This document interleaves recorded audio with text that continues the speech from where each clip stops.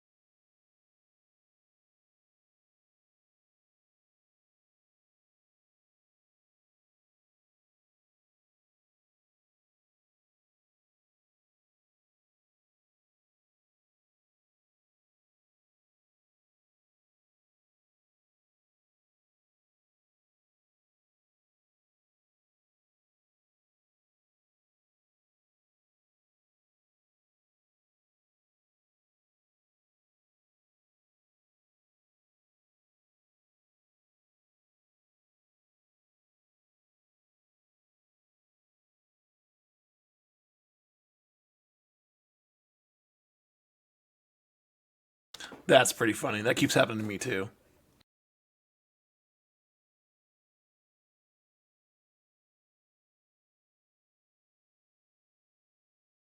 Oh, those last couple are nice.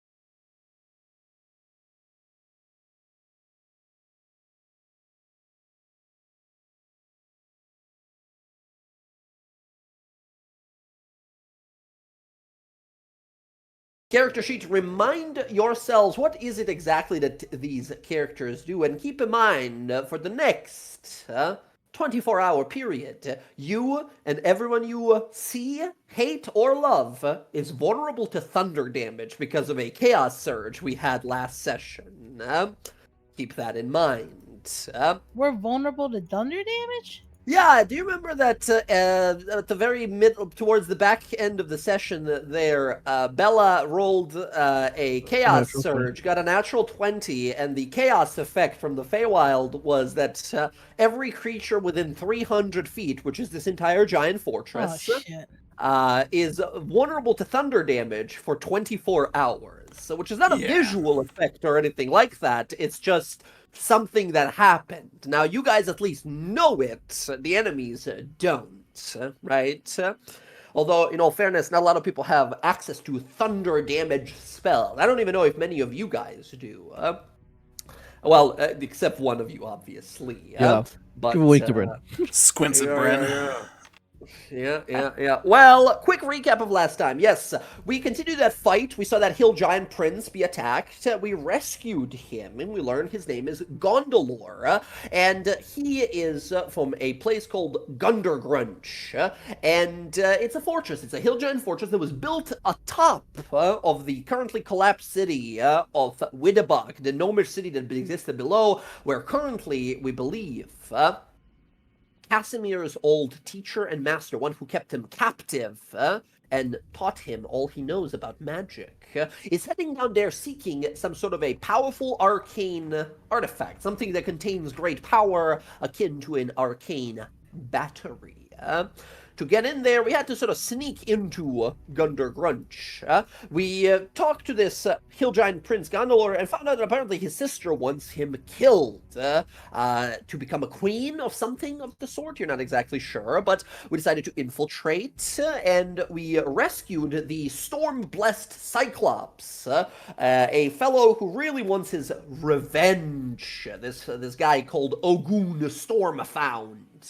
Who's one of these very few these Cyclops that are born under the mark of Cord, giving them increased intelligence and lightning-based powers. He promised a blessing of the storm for Bryn if she helps him get his revenge. Now, his idea of revenge is tear the whole place down and such, but unfortunately you guys have other plans here, so we'll have to sort of mediate a bit. After saving him, we went over to the other room, had a brief fight with the butcher and the chefs there that were working on sort of preparing some animals for a feast that is happening above. Apparently the queen has thrown a great feast to celebrate the death of, well, sort of, to celebrate the death of her brother, making her the only candidate to become the heir, aka the queen. We started to make a plan where Casimir would fly on up to the grate that we saw above us, above the pig pens, and try to teleport her over here, where she would be isolated. We would have to fight only her. But unfortunately, due to a very lucky roll on her side of things, a perception roll on her side of things, she spotted Casimir and then sort of raised her voice, causing us to roll initiative here and now. Now, I didn't ask it at the time because we were sort of bringing it to the end of the session there, but Casimir, this initiative might not be necessary. I don't remember, well, if you wanted to save it or not for that, but I forgot to mention at the time, you being a divination wizard, I don't know if you had any portents locked in, which could have changed her perception roll to become lower, perhaps. I'll let you a little bit of that lenience here to rewind the clock as a divination wizard if you wanted to do that. I totally forgot to mention that you had that option because, well, usually I don't. Usually you know when you want to use these. Yeah, I'm usually on top of that one. What was her perception, though? That was pretty high, right? Let me scroll back. She got a 26, a natural 18 plus 8 versus your 17 no, sorry. She rolled a 20 versus your 17. She rolled a 12 plus her 8. Right, and I have one port left, and it's the same number. So yeah, I recall it not going to be working. Never mind. Yeah, good. Yeah. I figured you had it covered. Just wanted to mention it just in case we sort of like rushed over it. All right. So let me see if I can figure out what the fuck Yara does, because she's gonna be a part of this as well. Excellent. Let us begin. So, first thing that happens, Casimir, as you're floating up there, just the moment you float up, right, the moment you make it to the grate there and look over, your fly spell active on you, the queen, sort of smiling and laughing and cheering the others and sort of cheersing and drinking, sort of surveys the room for a moment and kind of double takes, looking in your direction, unfortunately enough, turning to look that way just as you happen to float up. The moment she does, she squints and looks that way and goes, "Hey, what's that? There's a worm in the floor." As she points, and you see some of the other giants kind of look a little confused and are ready to sort of act on it. Casimir, you have your telepathy spell active. Do you communicate in any way that you've been spotted? Oh, absolutely. The entire time. What do you say? Last session it was been spotted, bar the ladder, bar the door, whatever it was. I'll hop on video because why not? Hello, everyone. Excellent. They all sort of immediately, the rest of the party, you guys hear this immediately here as we go into an. Oh my god, my Discord is being a real fuck you right now. Okay, there we go. As you guys hear this immediately here, what is it that you guys do? Initiative begins here and now. So Roxy, you're the first one to act. You hear a immediate sort of warning here. Something has gone wrong. What do we do? He said to make sure that they can't come down the stairs. That was what he said, right? Yes. Mm-hmm. Otherwise, we're going to get flooded with ogres or giants. Yeah. All right. Well, hold on here. Let me see what I have here.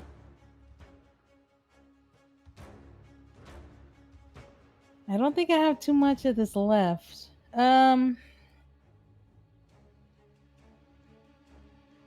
I have, I think, 2 left. The black powder.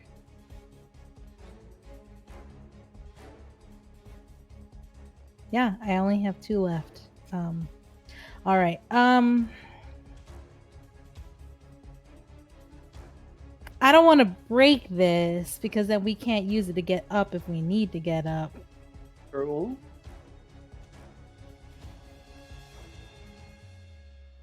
Can I like put a dazzle bomb up? I don't want to. Is there a way for me to like? Is there any kind of way for me to break the ladder down so that way we can put it back up if we need to, or is it like attached? It just seems to be leaned against. It's not like bolted in. Oh, it's just leaned against. Yeah. And is it super heavy? Who's that Well, Pokemon? it's about a 90-foot tall ladder, like, you know, strong enough to hold the weight of a giant, which weighs like multiple dozens of tons. So presumably it's gonna be a ton and a half at least in weight. This is a massive wooden, like each of these like rungs is a trunk of a tree. So like 100 trees heavy, right? That's pretty damn heavy. But can I just like push it over? Like, can I just like? It's a nearly impossible task, but I'll give you an athletics roll to give it a try. Oh fuck! I mean, I can't push this shit.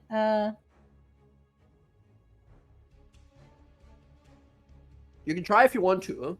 Otherwise, you gotta get creative with it. So yeah, it's my just a big old athletics is a fucking 0. I mean, my strength is a 0.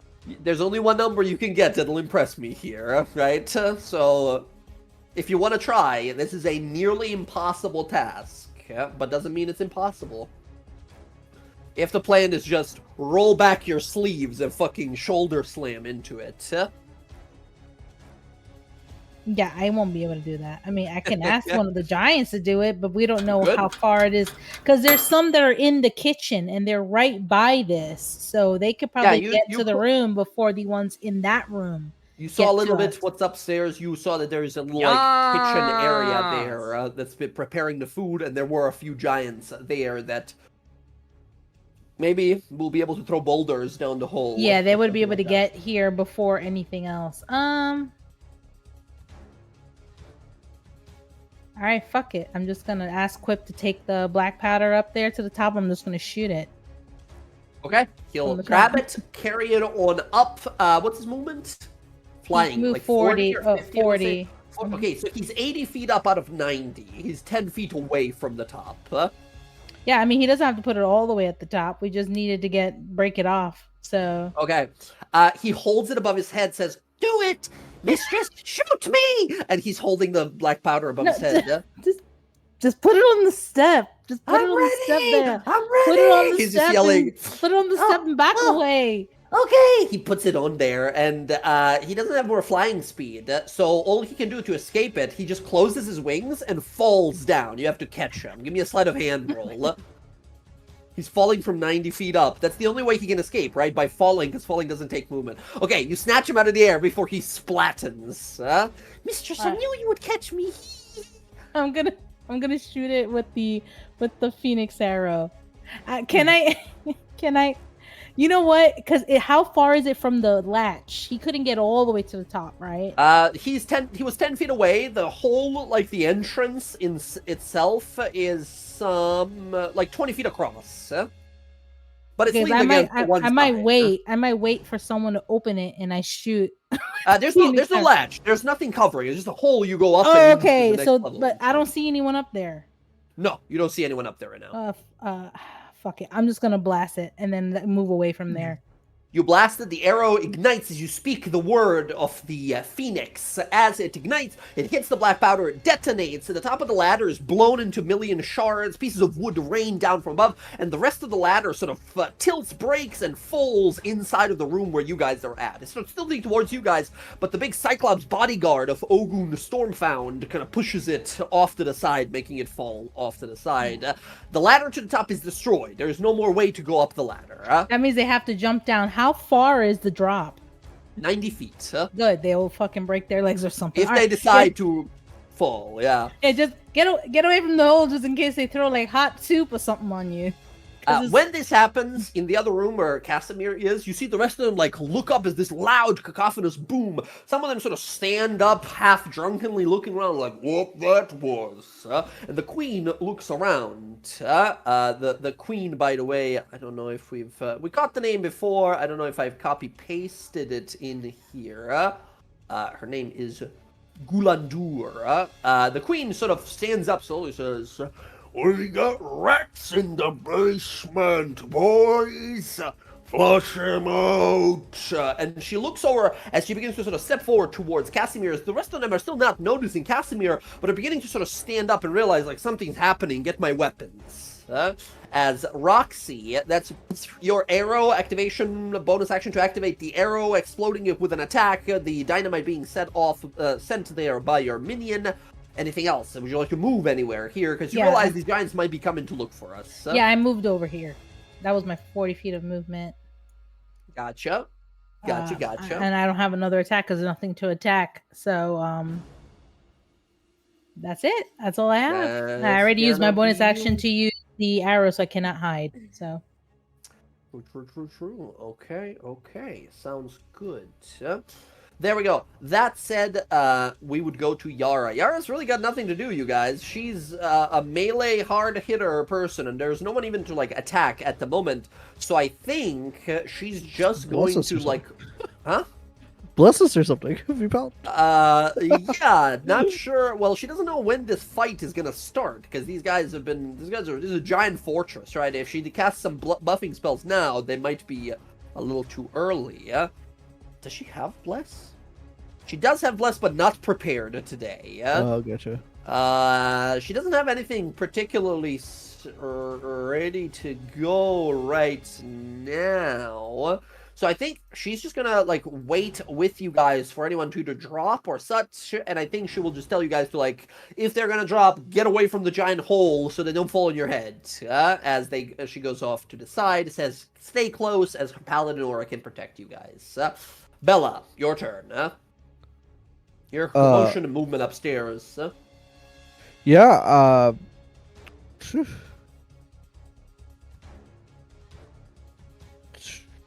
Yeah, I'm just going to. Yeah, I'm going to move. Well, okay, I will move into TR space like here to be into aura, and then I'll move the echo kind of on the other side of this.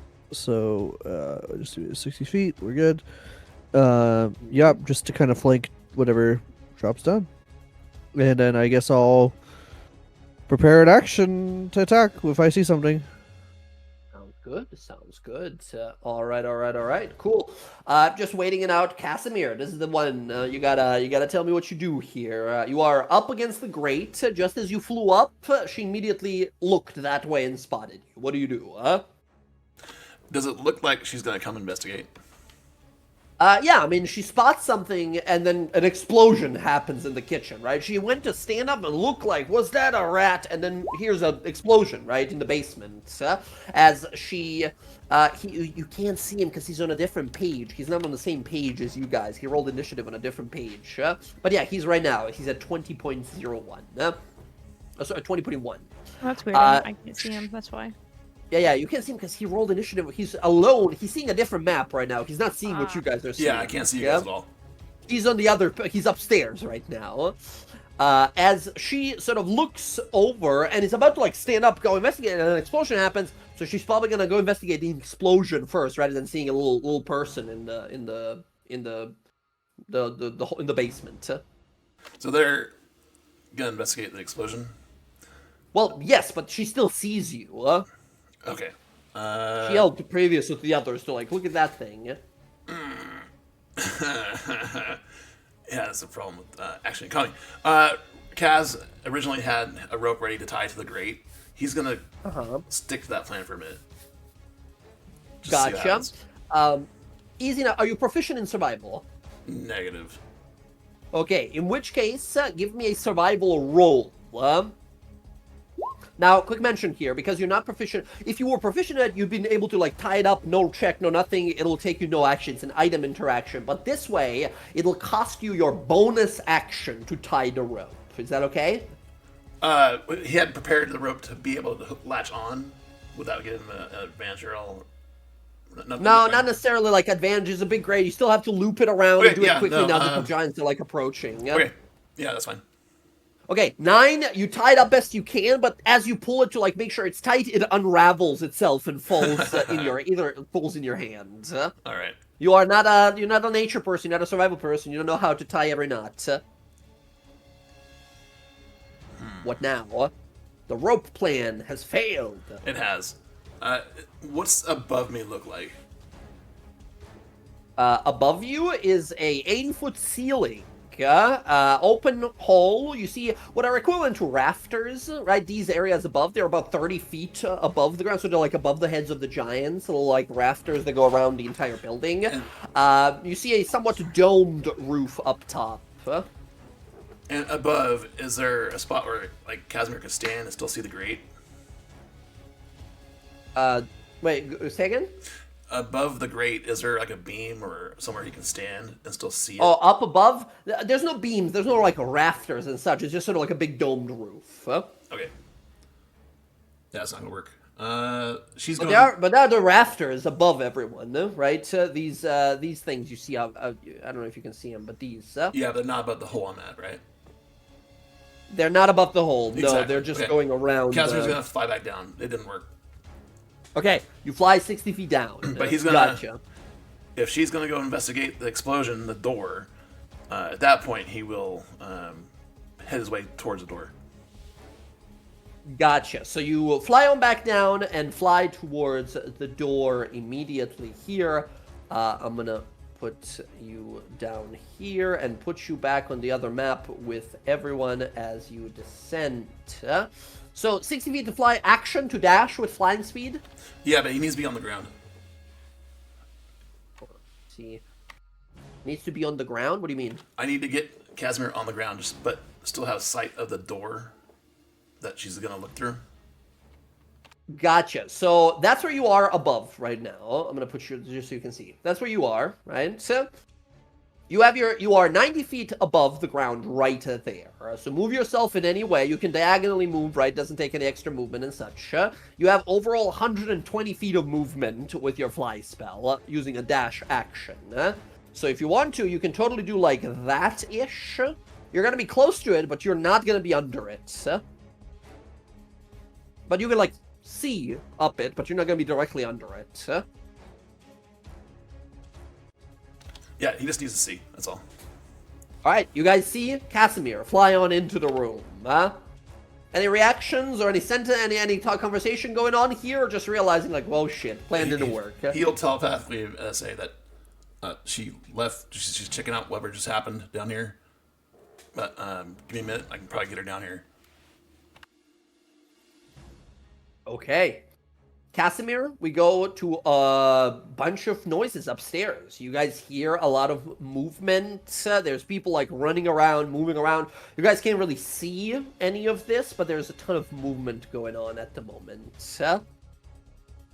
Even for giants, they can't really move that far. Gotcha. Bryn, what do? You just hear some movement coming this way, yeah? Yeah, hold on 1 second. Map move me again. Yeah, sorry, I was showing Casimir where he was. I'm gonna move 5 feet forward. I'm gonna chalice form. And I'm going to heal my storm buddy's brother. Ah, okay, excellent. Show me some healing. And I'm gonna do that at level 3.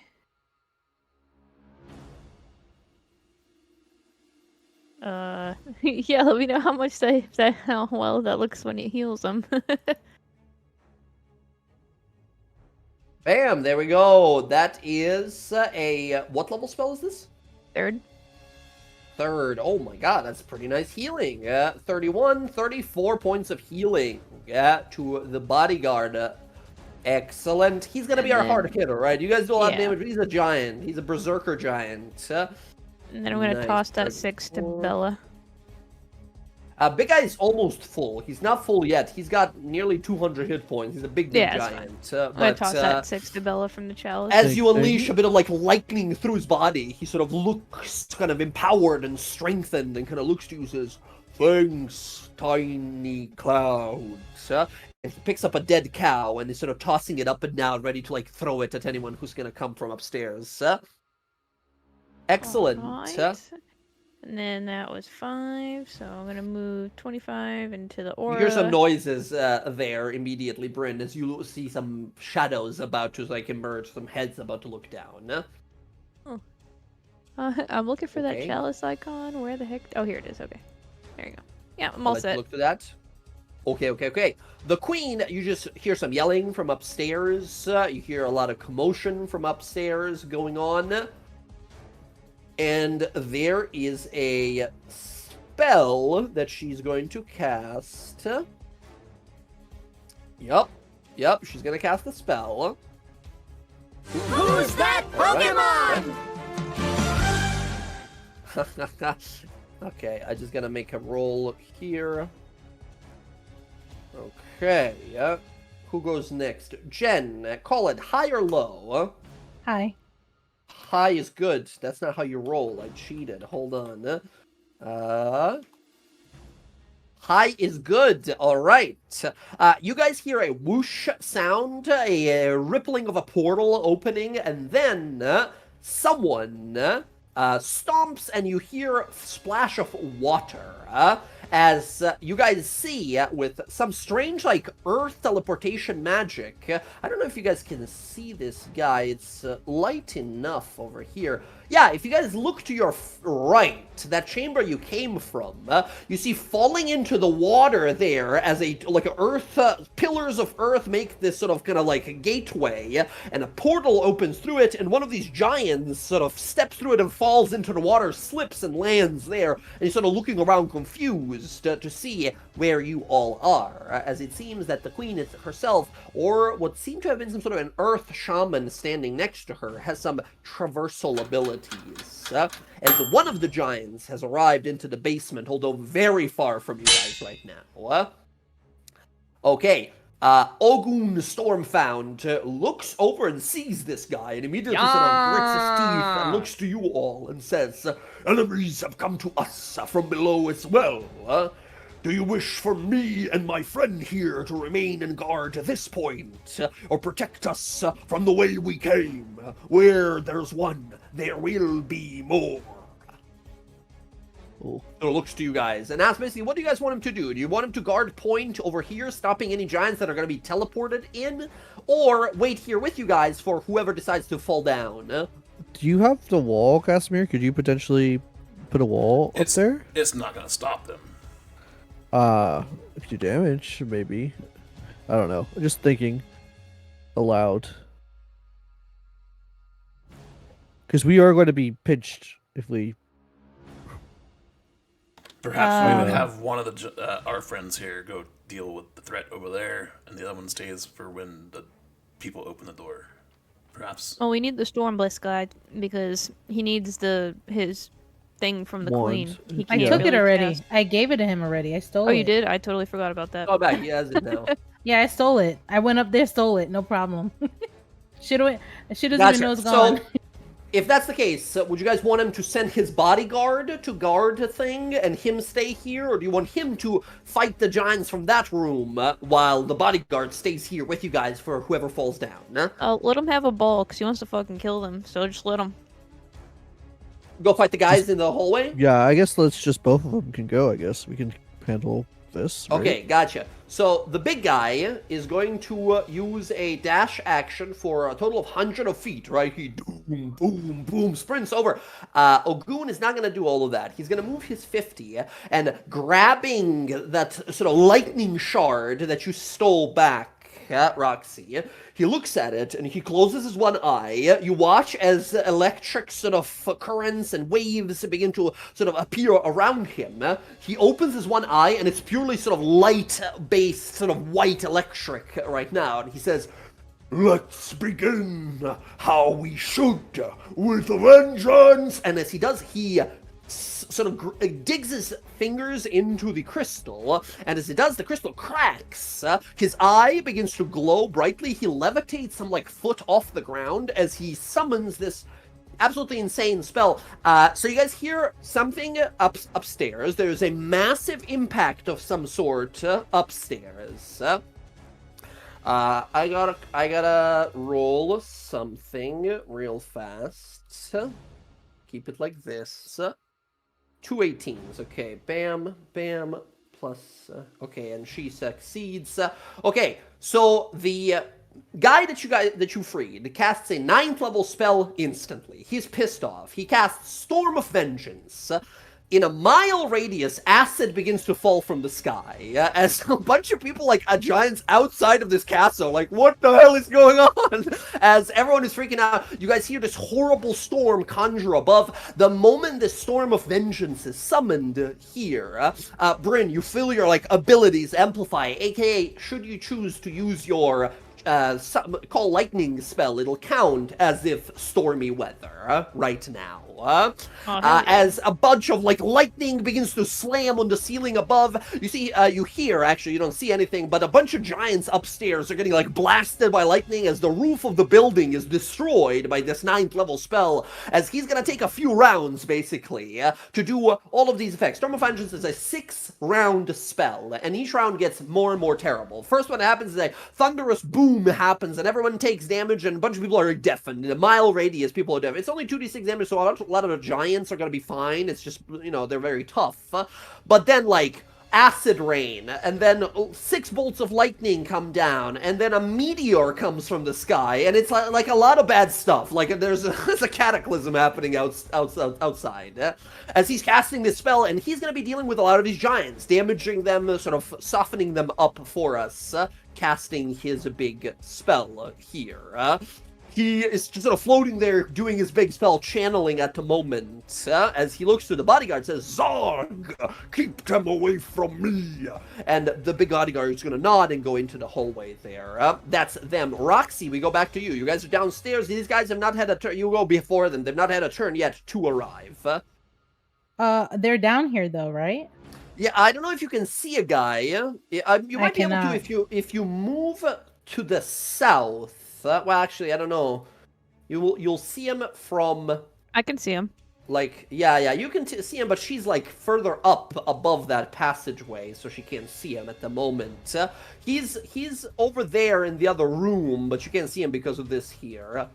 All right. Well, I mean, I can move.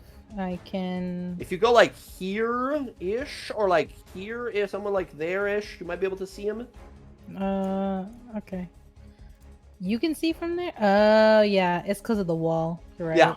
Yeah. Okay. Can you see? You should be able to see him now. All like super far to the right. Holy shit! He's 260 feet. Yeah. That's why you rolled the thing to see the perception of their shaman summoning one of them down there.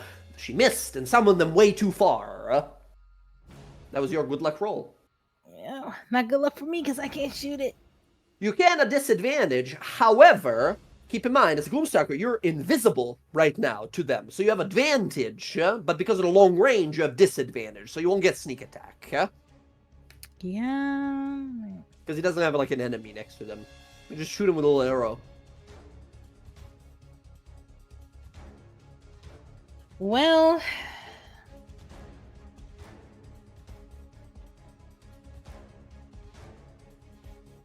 I mean, I guess I can attempt to shoot him.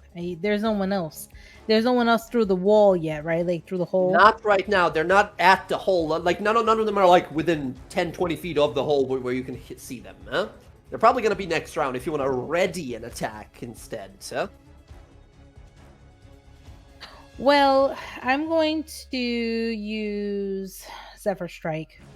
Okay.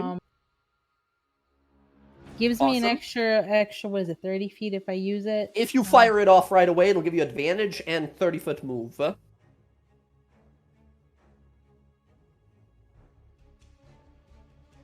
Okay, I already used 30 feet.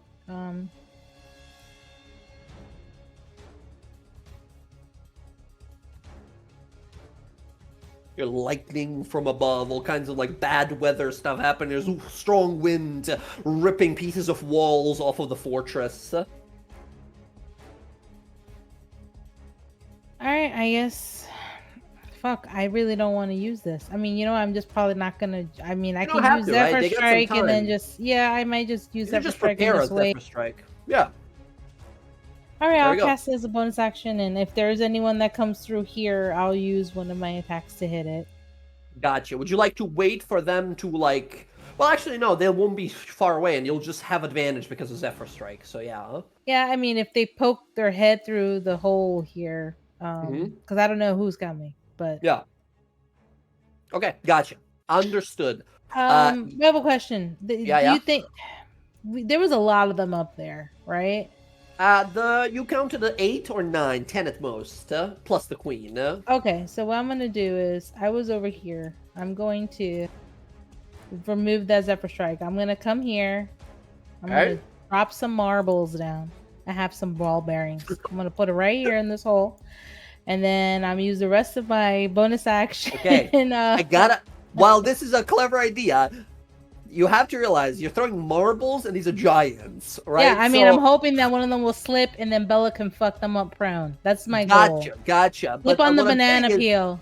What I'm saying is this is a tiny little banana peel for such a big foot, right? How many ball bearings do you have? I'll put the whole fucking jar of ball bearings in. Okay, sure. You spill all of them out. Gotcha. Ball bearings. I don't remember what the DC was, but I think it's a...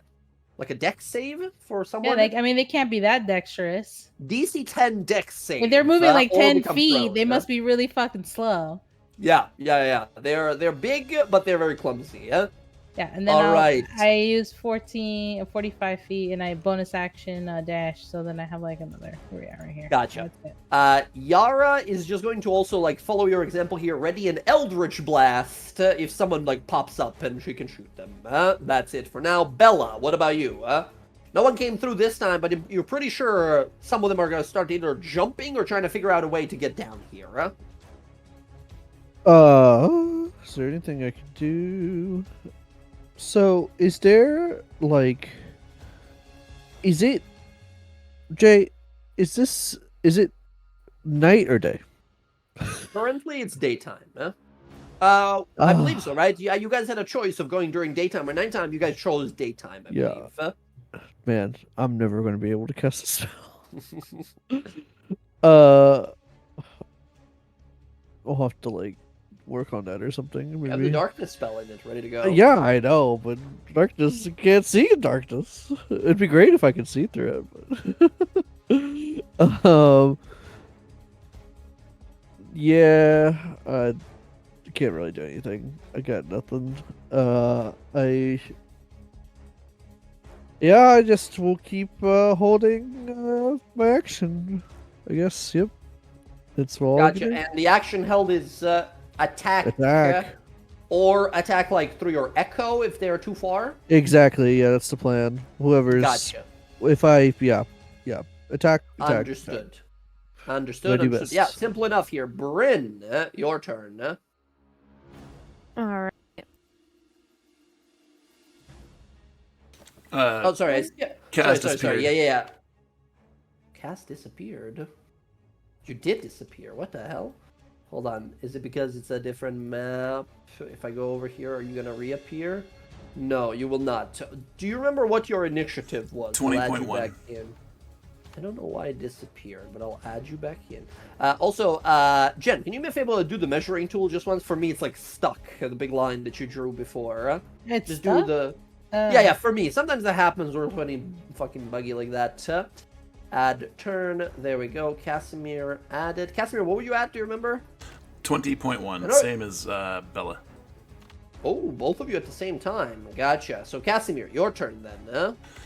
Okay. Casimir's gonna use his bonus action now to cast, using the superior spell casting, cast Embrace Destiny at level 5.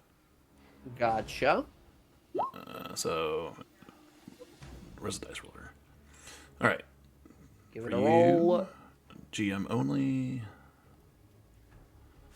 Okay. I'm gonna mark those down. Your fly spell is gone. Yeah, that's why he needed to land. 3. 1, 2, 3. Okay. Got him. All right, that was his bonus action. Now for his action, he would like to, in his best impression of Gondolor, use thaumaturgy to make sure, like, she investigates further. So, you trying to mimic his voice, using thaumaturgy loud. Gondolor, why would you try to kill me? Or something like that. Okay. Give me a performance roll. I'll give you advantage because of the thaumaturgy, yeah?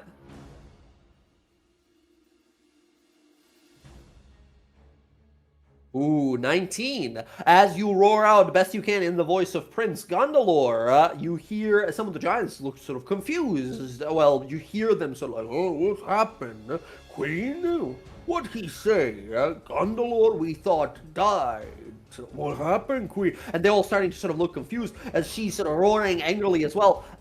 You hear her yell out. I'm going to give her an intimidation roll versus your performance here to see if she's able to whip him back into shape after this. This is a good roll. She's not as good at intimidation as your Who's that Pokemon?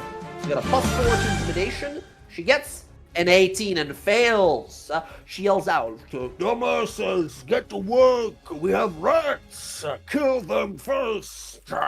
Let me worry what happened to the prince.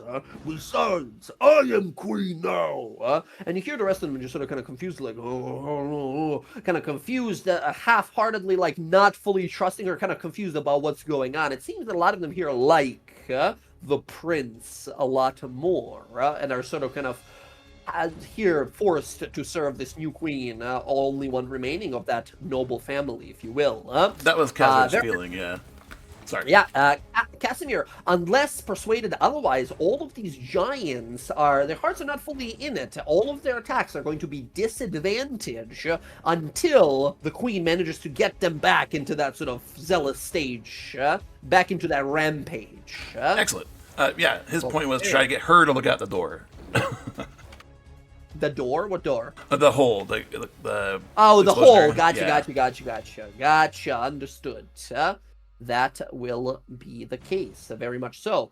The hill giant berserkers go next. First of all, they start moving. Okay, guys.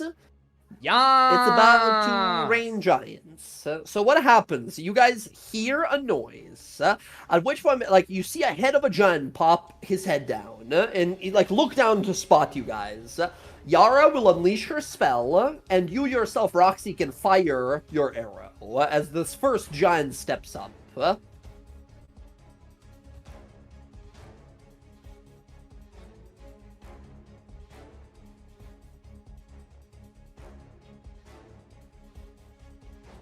Nice. 18 totally hits a giant. Roll that damage plus sneak attack. Yara is going to Eldritch Blast twice, hitting both times. 10 points of damage. And you give me your damage as well. Nice. Are you re-rolling any of these? No. No, those are fine. Excellent. That is 22, 24... 28 points of damage. Bam, bam, bam, bam. Once again, these are giants, so they're kind of tough. However, they've been sort of softened up as well by the Storm of Vengeance spell roaring above. This first round, 3 of the giants look down, see some shapes. One of them gets shot to the side of the head and then blasted by magic as he looks down and grits his teeth and says, I guess Queen said to do it. I'll get them. And he jumps down. His 2 friends go like, yeah, let's go. And they both jump as 3 of these giants leap from above straight down below. They fall for 90 feet, taking... God damn it, rolls are failing me tonight. I keep missing the button. Taking 37 points of damage as 3 giants, boom, hit right here. All of them falling onto the ball bearings. Here's the deck saves. Top, left to right. Fails. And with disadvantage, even because of falling from such a tall height, succeeds here. One of the giants succeeds as the rest fall to the ground. The first giant that got blasted by Roxy there takes 37 points of damage and just explodes into gore when he hits the ground. The other 2 take the 37 points of damage, however, are still alive. One of them prone right here, one of them not right here next to Bryn. Bryn, I need you and Roxy, actually. I need you both to give me a strength saving throw as like a nuclear fucking earthquake blast happens next to you and you guys are thrown backwards. I'm using my inspiration on that. Okay.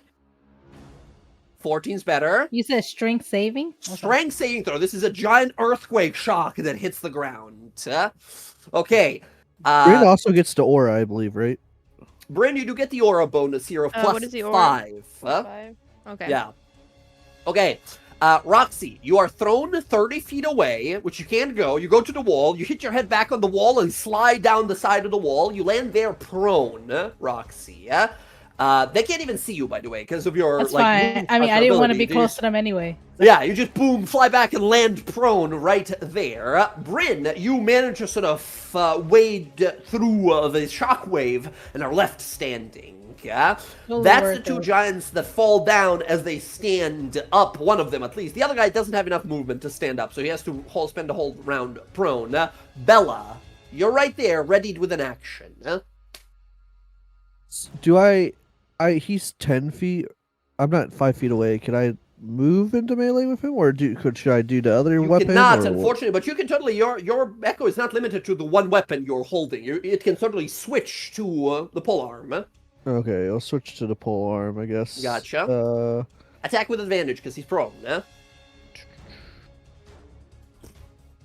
Here we go.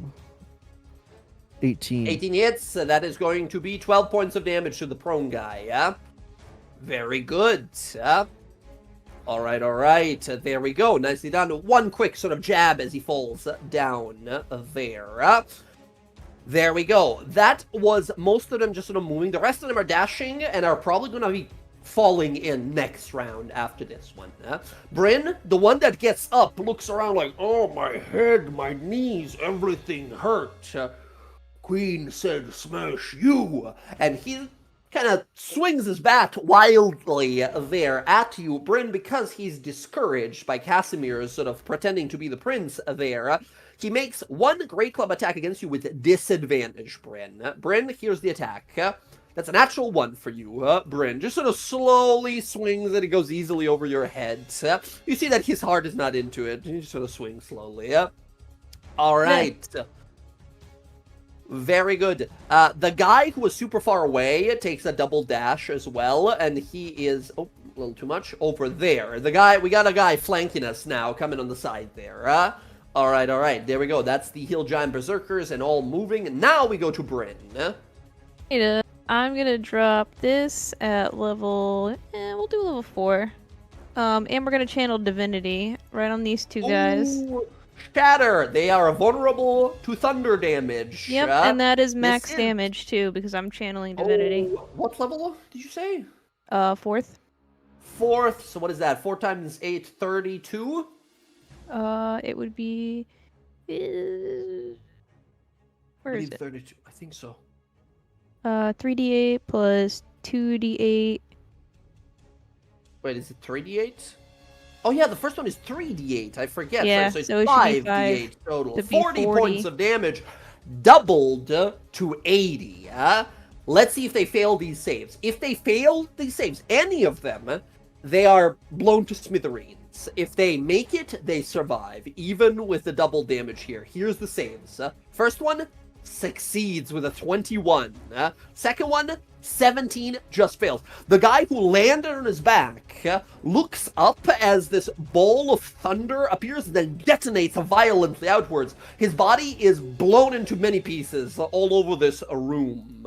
Boom, 80 points of damage, gone. Second one succeeds, takes 40 after reduction. I don't think we have any way to like reduce his roll or anything like that, so he gets that. Boom, there we go. He's badly bloodied now as he's like mop, looking around like trying to clear his ears, can't hear anything. Bryn is just like before she casts it, she's like Stormlord sends his regards. You see Ogun over here like, yeah, fuck yes, as he She turns around and she like makes a finger guns at him, like a finger gun salute. Vengeance! Says he's just roaring. He's loving it. He's enjoying this. All right, one giant left, and he'll be acting next round. More to come. I'm not moving. I don't want to take an attack opportunity, and keep in mind, if you don't move, you know that more of them will fall around the space where you are at. Maybe making you fly back 30 feet from that shockwave. I got pretty good. Training strength. giants. I got pretty good strength plus the +5, so I should. You got a natural one last time. I just wanted to say. you know, we're gonna hope that my bad luck isn't bad as always. Because that has definitely happened before, where it's fixed itself during the game. Gotcha. Okay, the queen and the shaman are going to do a thing. This time around, let's have Casimir. Rav, go ahead and give me a d20 roll. Call it high or low. Oh, so you're rolling high. Yeah. High, 15 is high, that's good. You hear that sort of earth moving sound again, some sort of a spell goes off upstairs, and another one of these giants arrives downstairs. However, let's see here. Another one of them arrives, however, again, a little too far for the action here, having to sort of run on his next turn as well, as another one appears in the river back there, as we have these berserkers running in from the sides. Okay, the queen herself, she's going to call out some commands. You guys hear some, giant speech from above, and she's trying to yell and yell. She, on her turn, is going to roar out at her giants here to try and reinvigorate them here. Casimir, you can go ahead again. Give me a performance roll. You can have advantage because of your thaumaturgy. She, on this first roll, is going to have disadvantage. Oh, that's an 18. Yeah, I was going to use my important... let's see which one I have to use. I would have to use my natural 20. You have a +2. Oh, natural 20, making it a 22. Incredible. I'll say because it's a natural 20 here, not only are they're still sort of discouraged from fighting you, they don't really feel like fighting you here, they've lost their prince, they're sort of not liking this new queen, but they're still sort of want to fight you here because you're in their home. Still disadvantage on all of their attacks, but because the natural 20s here, I'll say for the following round until the start of her next turn, all of these giants have disadvantage on saving throws as well, as they are very much so kind of like down right now, not feeling like fighting you guys at all, and they hear their prince, and they really don't want to fight their prince because they like him. Speaking incredible. Right. We'll get there in a moment. Ogun Stormfound, just roaring, summoning a storm. Lightning bolts begin to impact the fucking the building outside. You hear water swirl. You hear like a tornado moving outside. There's a horrible storm happening outside. Doing some global damage to a bunch of these giants. You guys hear telepathically Prince Gondor go like, oh my god, there's a tornado. And he yells out, and I gotta fucking roll a thing, -2. You hear, no, Twong got picked up by a tornado. And you guys hear something hit the side of the fortress. He goes, oh my god, I gotta go help him. And he like runs off to help him. As you guys realize, the Prince Gondor, he's like right outside the fortress, but the giant that was working for him got picked up by a tornado that your friend here is summoning and thrown at the fortress. That's hilarious. So they're trying to get in, but they're being held back at the moment. The bodyguard, Zog, is going to get in here and look to these giants, like, slam his chest, like, come on! Slam his foot down and hold this giant weapon, this gigantic sort of great axe that he has. Ogun is going to keep, like, flying over that way to help him in the following battle, but he's out of range right now, so he just dodge action for this turn, keeps channeling the storm. That's going to be Ogun. Roxy, your turn. Whole turn, by the way, for the next round, you guys are going to be hearing Gundler be like, oh my god, Twong, his leg broke, I don't know medicine, and he's just like yelling from outside in your mind. Not me. You turn it off. Twist the ring and just turn it off. Put him on hold. Excellent. Roxy, you fucking hit your back on the wall, you slide down, you tap the back of your head, you see a little bit of blood as you realize, like, oh god, I think I have a concussion. And you see, appearing above the hole, more giants that are about to, like, whir, like swan dive down. Okay, I'm gonna shoot this one. The one here. See one left, standing next to Bring, giving you a sneak attack. He's got dark vision. You are a Gloomstalker, invisible to him. You have an advantage. Okay.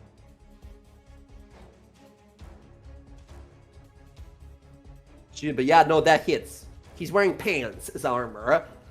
Okay, that is 28 points of damage. Any rerolls or one more attack and then reroll something on that? If he's not down, I will do another attack and then reroll. Go ahead. Oh no, sorry. He had 28 hit points exactly. You did 28 damage exactly. He dies. He's out. Okay, so I'm gonna use my bonus action to dash since I have half movement. Yeah, because I was prone. Yeah. So that's 45, right? Because of the 15. Yeah, you have 30 normally, right? Yeah. Yeah, you have 15 to stand up, and then 15 to move, dash action, another 30. So yeah. Well, I kind of don't want to get too close. I want to just. You're gonna go flying again. Yeah, I want to put something here, and then, so I have 45. So I want to put a dazzle bomb like on this guy's body. Okay, just plant it there. Yeah, just put it there, and then I want to run back here where I am. Gotcha. And then Understood. when they fall down, I'll say, I guess my action to shoot it. No, I can't. I'll save it for next round. I want to kind of put it here, plant it here, just in case I can blind them. Understood. You plant it there, move back. You have one more attack, but no one to attack at the moment. Yeah. Actually, I don't know. When you went over here to plant it, you would have seen the guy all the way on the right. You can attack him with disadvantage and advantage because he can't see you. But, you know, he's pretty far away. You can still hit him with a No, yeah, longbow. I'm gonna stay right here to deal with these dudes that are coming down. And if they look like they need help when they get a little closer, like right here, I'll start Gotcha. shooting. 'Cause I don't want to shoot with disadvantage. Understood. Yara has nothing to do. She's going to ready an Eldritch Blast again for anyone who pokes their head out through the hole there. Bella, there's no one else left to fight. These guys just sort of exploded from a thunder spell. Out of curiosity, wait, actually, this is kind of interesting. Oh, how far up is the hole? 90. 90 feet. Yeah. How far up can I Yes! This is vertically? Vertically, It's- you jump 3 plus three your strength times. modifier. 3 plus the strength modifier. Yeah. So Yeah. So 9 feet. Yeah. You need 10 times more to get up there. No. I'm aware. I was just curious. Okay. Well, I'd like to actually just. This is kind of where they're going to land, right? So I want Yeah, to be generally range. that area where the light So I'm is, just going to if you move like the it. echo up 1, Gotcha. and I think I'm also going to move up 1 to Bryn as well, Gotcha. and then I'll just ready another action to just mess them up when they come down. So Understood. Bella, that's going to be your turn. We go to Casimir next. All right. So she's busy casting spells. She's not heading this way then? No, well, maybe she is. You, can't know exactly. You don't see her right now. She's upstairs somewhere. Casimir's got to ready in action. If he can gain sight on the queen, he will cast Vortex Warp. Gotcha. Understood. All right. Casimir, readied in action. Oh, readying an action that's casting a spell, it counts as concentration on that spell that you have readied. That would mean you would lose your portents. Oh, really? I did not know that. Okay. Yeah. So readying a spell counts as concentrating on that spell until you unleash it. Which makes it a little more difficult to ready spells to do something. Yeah. All right. In that case, he's just gonna keep an eye on things for now. Gotcha. I mean, I don't know what your range is with a firebolt, but you see a guy over here 125 feet away approaching. Gotcha. Never mind then. Fair enough. All right. Casimir, I think you're just sort of dodging this turn. Just bracing for impact. All right, we go to all of the giants again. First of all, we have these guys over here. This guy double dashes, gets into the face of the Cyclops. His guy, who is teleported in here, is... Oh, shit, too much. Is going to double dash as well, moving this way. And then from above, you see a heap of giants jumping down. And I mean a heap. There is a total of 5 giants that jumps from upstairs. Oh my god. Alright. All of them jump, taking 96 falling damage. As you guys watch, let me get all of these guys from upstairs.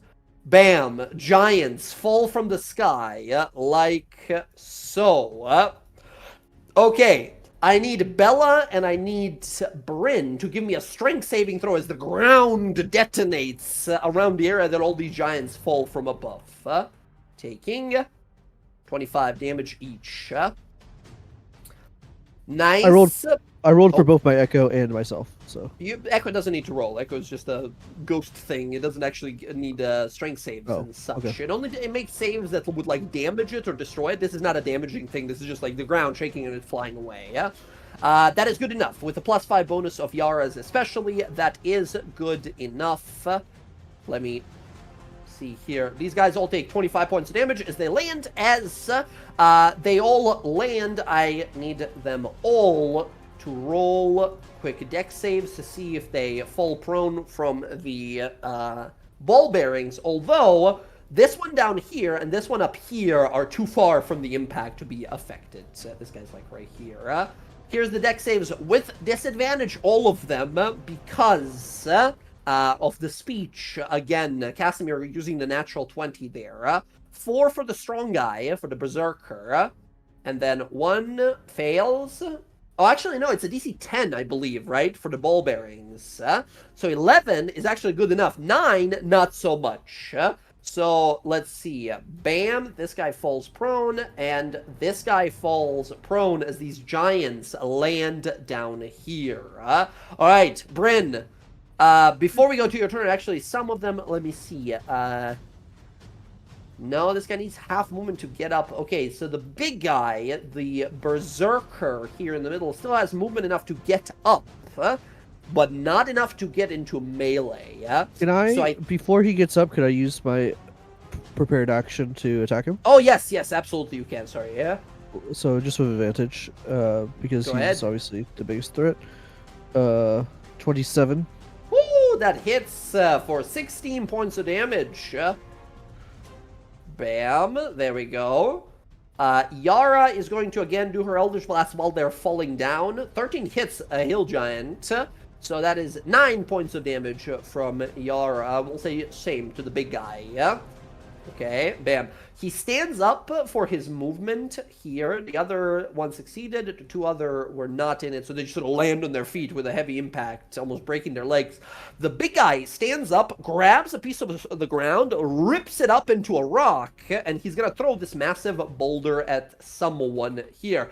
D5 for the 5 of you here, 5 being Yara. Number 3, 1, 2, 3. Bryn, he throws it at you. Bryn, a giant boulder is thrown your way. That's a 23 for you, Bryn. Yeah, that will hit. All right, Bryn, you take 24 points of bludgeoning damage. Boom! A giant boulder hits the sort of side of your shoulder and explodes on impact. It doesn't knock you down or anything, but that's a lot of damage. Sorry, 1 second. Silvery Barbs! Let's go. That's the excellent way to use it here. Here's the reroll.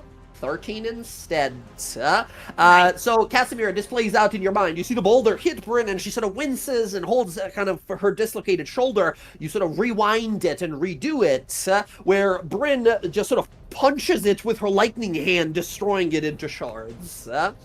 Excellent. There we go. Bryn, now it's your turn. Look at how nicely they've gathered. Now, can you fit them all in... I don't know if you can fit them in a 10-foot radius. So I can't fit them all, but I can fit 4 of them. So... You can destroy my echo if you need to. It's no problem. Yeah, sorry. I'm gonna totally destroy your echo. This, right? 10-foot radius. That's everyone, no? Oh, is it? Oh, all right. I think right here, right? Because it touches this guy, touches this guy, this guy. Yeah, that's all of them, huh? All right. Oh my goodness. Bryn punches through the rock, and then she points her sickle, because that's what she would have on her, over towards the big berserker, and is like, "All right, we're doing this again. Stormlord sends his regards," and she casts 5th level, and she channels divinity for that. So that they sort of look up as they hear this, and then boom, explosion in the middle there. I don't think you have an ability not to kill the Echo. I think the Echo is toast. Yeah, that's fine. That's fine. All right, I'm going to put the Echo all the way at the bottom of this room because I'm sure you'll resummon it. Okay, let's do a lot of damage here. So all of them have disadvantage on this roll here. Here are the rolls for the regular giants. 3, 5, 6, 11. All of them fail. Here is the big giant, the berserker. 3 because of the disadvantage. All of them fail. What level is this? 5th level, so that's 6d8. That's going to be 48 damage times 2. 40. Are you channeling divinity again? Oh my god. 48 times 2, 96 points of damage. This guy dies. This guy nearly dies. He survives. This guy also nearly dies. The guy up top dies as well. The Berserker is still alive with 96 damage taken, but is badly bloodied as the orb detonates in the center, sending thunderous shocks across the room. Boom, boom after boom. Incredible. Bryn, I mean, they're just piling themselves on perfectly for you to keep blowing up. One might say it's the perfect storm. Aha! Ogun looks over like, I love storm puns! And he casts his spell continually. Excellent. Bryn, nicely done. I see you moving away, yeah? Oh, yeah. Yeah, I'm not being that close no more. And bad news. With a 10-foot reach on the club of this hill giant down here, he swings at you as you leave. He has disadvantage because he's discouraged right now. That's a 16. Yeah, he misses. That'll miss. Okay, off you go. Good stuff. Bonus anything? No. All right, Bryn, that's you. Okay.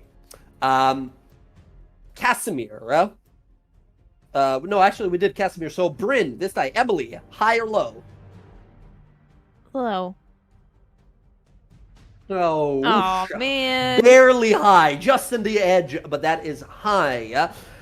You guys hear that earth portal sound again, and as the arch appears this time, you see hand on the shoulder of this earth shaman is the queen herself, who appears in the basement. However, she does not appear far. She appears right here as her and the shaman arrive into battle. She calls out... You guys can't see them on initiative, right? The two of them currently? I can't see any of the enemies on initiative, personally. Right. either. So all of them at this point are downstairs, so I'm just going to re-add them in their initiative. She got a 9.08. So as you can see, not that great at dex. And the Berserkers... let me see here. Bam. Berserkers I'm going to add as well. They got a 16.8. 16.08 as well. So once again, none of them are dexterous. I'm going to resort to the order real fast, as that was at the queen's turn.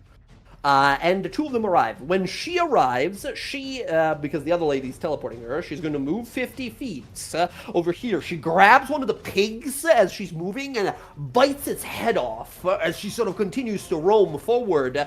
As she does, she's going to start doing some shit. Within 120 feet. Let's see if there's some unlucky bastards in 120 feet. Him, and him. Excellent. All right. She is going to hold onto this stone necklace that she has, squeeze onto it, and conjure a stone avalanche in a 20-foot radius for a total of 40 feet across. From here to... she has to choose. It's either going to be the two giants or Casimir. All right, let's see. For this, Casimir, on a 3 out of a D3, you are not targeted by this. You are not targeted by this. Casimir, this is going to hit these two giants, but not you. Two of them need to make dex saves. Here is Ogun. Ogun succeeds, and here is his big minion. Both just barely succeed, taking half of that damage, so 17 points of damage to the giant allies of ours. This is a concentration spell. Ooh, that is going to be a fail for Ogun Storm Found. Which would mean that his spell concentration on that spell that has been damaging these giants would end. However, let's see. He has a special ability called Supernatural Focus. Our friend is quite a proficient spellcaster that has an ability that just says, I have advantage on Constitution saves for concentration on spells. So he keeps the Storm of Vengeance still going. 17 damage to both of them. That is the Queen's spell. She throws a boulder up into the air, and it shatters into a rain of boulders that fall down onto your two giant friends. Alright, they're not knocked prone and anything. They're totally fine. There we go. All right, we go to Ogun now. His big minion, first of all, is going to be reckless, and he's going to hit this guy twice with a great axe. He hits him twice, doing 32 and 30 points of damage. He does 62 points of damage to this giant berserker. Being reckless, meaning all attacks against him will also be advantage. Next up, Ogun himself is going to cast a little spell of his own. He's just going to start, well, he's concentrating on the big one, so he's just going to do Ray of Frost. Oh, it doesn't do like that. Ray of Frost. 14 against the queen is not going to hit the queen. He sends an ice blast towards her, but she deflects it with her hand. That is his turn for now. Oh, I skipped Roxy. Roxy, your turn. All right, now we got giants on all sides. Okay, so I had that dazzle bomb thing here. I'm gonna use the Phoenix arrow to blow it up to try to stun whoever's here. Excellent. Boom, you blast. The dazzle bomb goes off. It is a DC 13 con save or 14 or something like that. Let me look. I gotta open my one now. Let me see, I'll pop it open as well real fast. But I know it's a con save. Dazzling bomb. DC 13 Dex save. Yes, very good. Dex is actually huge. That's good. We like Dex. It's a 30-foot, I believe, right? It is a 30-foot, not radius, but dazzling bomb. 30-foot diameter. So 15 feet in every direction. It won't get this guy down here. It's just gonna get this guy. Well, I think he's the more dangerous one anyway. Yeah, he definitely is. Here's the save for him. Dex save 13. 1 fails. He's stunned. The bomb goes off. He inhales it, and you see him just sort of waving his head, kind of confused at what's going on at the moment. All right, we have a stunned guy. That's huge. That's good. Roxy, that's your first attack. Yeah, that was one of my attacks. I'm gonna move over here. And I'll attack this guy. I think he's within range now. Yeah. Yeah, he is. He can't see you, so it's advantage. Fantastic.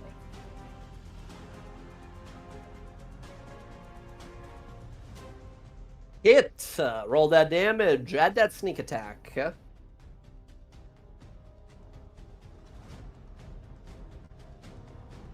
Nice. 19 plus 2. Is that a 1? Did I roll 1 a 1? on the D8, yes. On the attack roll. 3 extra damage to that, so 24 damage total to him. He's not bloodied yet, but he's very close. Yeah, that's my turn because I use my bonus action to fire the arrow, yes. And then so that's my turn. There we go. You're still prone, by the way, on the map. No, I shouldn't be. I know, you're just dragging yourself on the ground. But he is stunned, so now Bella gets advantage on any attacks on him. Roll20 just went fully black for me. Hold on. Something just broke on Roll20. Let me see if I can reload to fix it. Holy shit, what was that? Bugged out. But, sorry, I don't think you... the stunned guy, yes, advantage. The other guy just took a ton of damage. Yeah, so that at least Bella will have, on this dude. Damn. Okay, Roll20 is being a little weird for me. I think it's back to normal now. I think. Alright, okay, let's keep it up. There we go. Nicely done, Roxy. I think that's your turn. Yep. Okay, we go to Yara. Yara finally has some stuff to attack. She's going to go up to this guy, and Yara is going to make 2 attacks with her one-handed weapon. Shield in other hand at the moment. She goes slash, slash, hitting both times, killing the giant on the second strike. Bam! She's then going to move. Let me just set it so she doesn't disappear behind him. She's going to get into the face of this stunned guy, and that's going to be her turn. Casimir, your turn. Casimir's going to move. There's the arrow button. All right.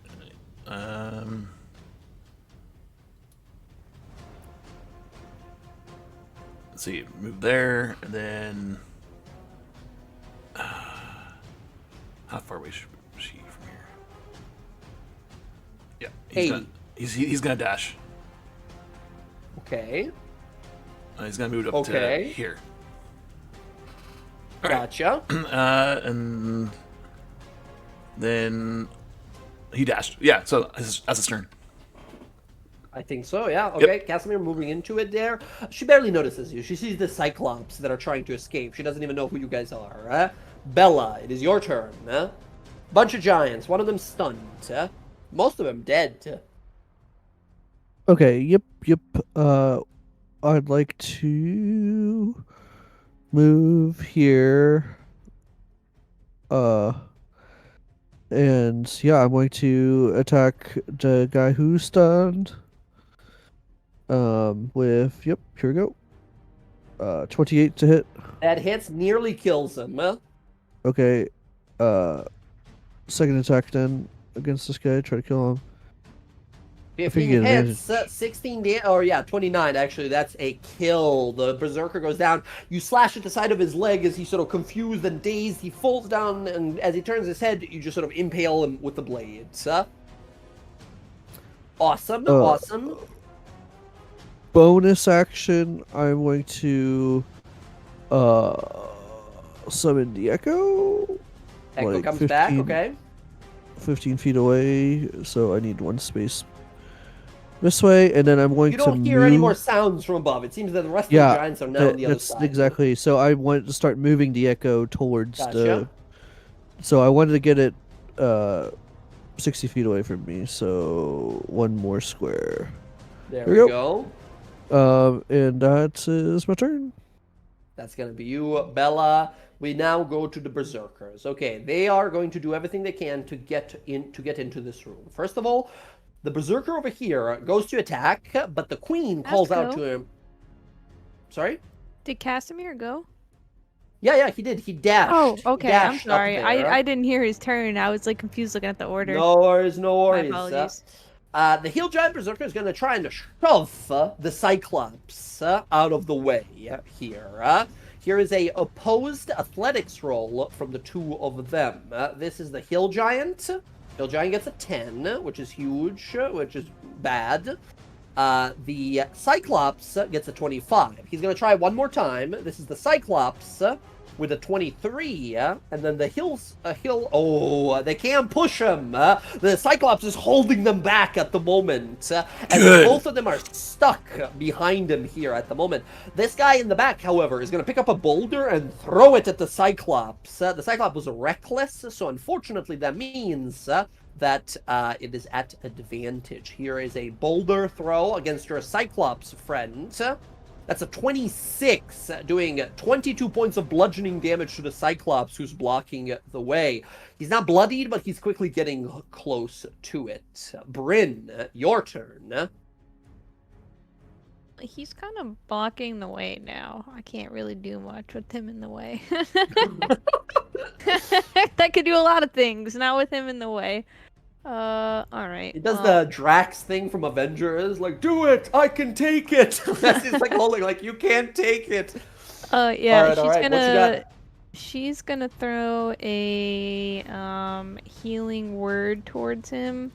Okay. And she's gonna, like, shout at him and be like, I need you to move out of the way when you get the chance. Because I know, as a player, I'll go right after him next time, so... Mm-hmm. He looks back at you like, but they come in if I move. The Storm Lord has this. Don't worry about it. I'll get him. You see Ogun looks to you after you sort of call out to his bodyguard, looks back and says, I hope you know what you're doing. Zog, out of the way! And he like, yes, boss! And he goes to like move, he'll do it next turn, yeah? Yeah. So I threw a healing word at him. Oh, nice. Okay, there we go. Not much. And then it's not correct, by the way. It should be extra D4 per level, right? It's 2D4 as level 1 now, so it should have been a little more. I think we said that last time in the spell. I don't have access to the new spells yet, so... Roll20 keeps fucking resetting it always for whatever reason. Yeah. I think I've edited this in your character sheet already. I'll do it again, but I think it's just Roll20 saying fuck you. Is it 2 more I needed?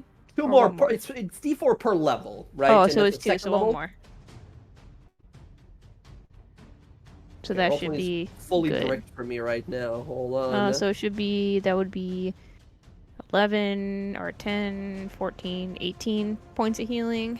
Yeah, that is 18 heal. Hold on, I'm going into your spell list just to edit this real fast, and hopefully it Just do it fucking manually, because I don't know stays. why it's not. Yeah, that's what I'm doing. That's what I'm doing manually here. 2d4.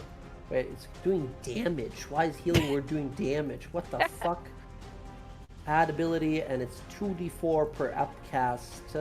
There you go. It's probably going to work now, but I don't know if it'll save it for next time. All right, Okay, there we go. and So that is 18 points of healing to him. Awesome. plus the chalice. Plus the chalice, 11. Nice. That is 29 points of healing to him, negating all of that boulder damage. Nicely done. Nicely done, Bryn. I think you have an action still. Yeah, I was seeing what I have for cantrip, so I don't think I can. Hold on a second. Got it? Oh, it's touch. Damn. Yeah, a little too far for shatter. Yeah, no, I just cast a leveled spell, so Right. yeah, no, that'll be it. Then I'll wait. You can till next turn. dodge just to avoid some rocks. Yeah, I'll take the dodge action then. Sounds good. We go to the queen and her earth shaman. The earth shaman is going to move her 50 feet and do some nasty stuff, you guys. She approaches and sort of looks on out towards all of you, and she slams her staff into the ground and is going to cast a spell here. Let's see. No, she can't make it. Never mind. No, not this turn. She's stuck looking at this giant at the moment as well. She's going to cast... this is a self-only spell. It is, and this is 120 feet. She's going to cast Erupting Earth spell here. However, unfortunately, because we're fighting here in the basement, she has this ability, and she's going to use it once here. It's called Earthbound Superiority. As a Earth Realm Shaman, she has advantage on attack rolls against anyone who's standing on dirt and ground, or made of, like, touching, like, earth, basically. And 3 times per day, she can choose to get disadvantage, or to give people disadvantage against her spells as long as they're standing on earth. This spell is a 20-foot cube, so 4 squares. She's primarily targeting on the big guy here, but because you are in reach as well here, it's gonna be like this. So Casimir and Zog, the bodyguard here, I need dexterity saving throws from both of you guys with disadvantage, or you take 21 points of bludgeoning damage. Here's the big guy. Dex save with disadvantage. He fails. Takes 21 points of damage. Casimir, you fail. Take 21 points of damage. Casimir, I need a concentration roll for your... I was getting to that. DC's 14, correct? DC's 14, yes. And he gets a bonus of nothing. So I'm going to expend Embrace Destiny, 14 and 15 for both of us. To succeed on the dex saves? Yes. Incredible. Both of you then will succeed taking half the damage, so 10 damage only. I need my wall to stay there. Yes. Very good. Awesome. That said, I still need a concentration roll for the Embrace Destiny, but it's a DC 10. 15 is good. Embrace Destiny stays. Very good. Zog stays there as well. The ground erupts as she casts her spell.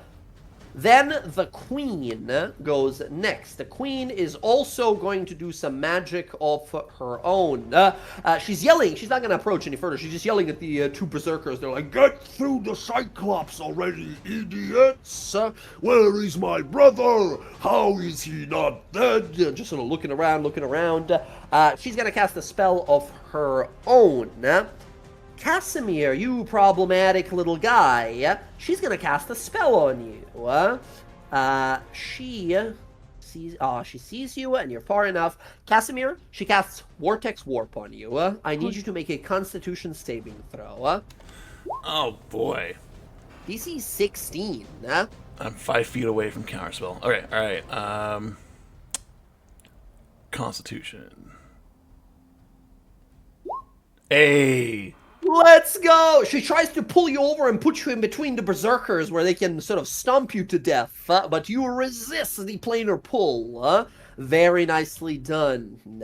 That is her whole turn for now. She just cast her spells and is yelling at her minions like, "Get through the damn wall!" Who's that Okay, Pokemon? Ogun and the Cyclops. The Cyclops is going to recklessly, oh, I double tapped it, make a great axe attack and then another. Oh, he crits. That's gonna be a lot of damage. 32 damage from the first one, and then 51 damage on the second. 84 points of damage to this guy. He's now badly bloodied, but not dead, and then he's going to move back. The guy is going to smack him with a great club when he goes to move. 26, doing 17 points of damage to Zog, as he's going to stay out of the way. Like, you want him like that, Bryn, so he, like, clears the way? Oh, yeah, I want him out of the way. I want to use Ogun is something. also going to move out of the way like this, and he's going to I'll send... move, so Casimir, don't worry. I won't hit you, obviously, but Oh, goody. got a plan. Ogun is going to fire off a ray of ice, again, ray of frost at the queen before he moves. I don't know why the bless is added. It's not supposed to be blessed. That is 14. That misses her as she's concentrating.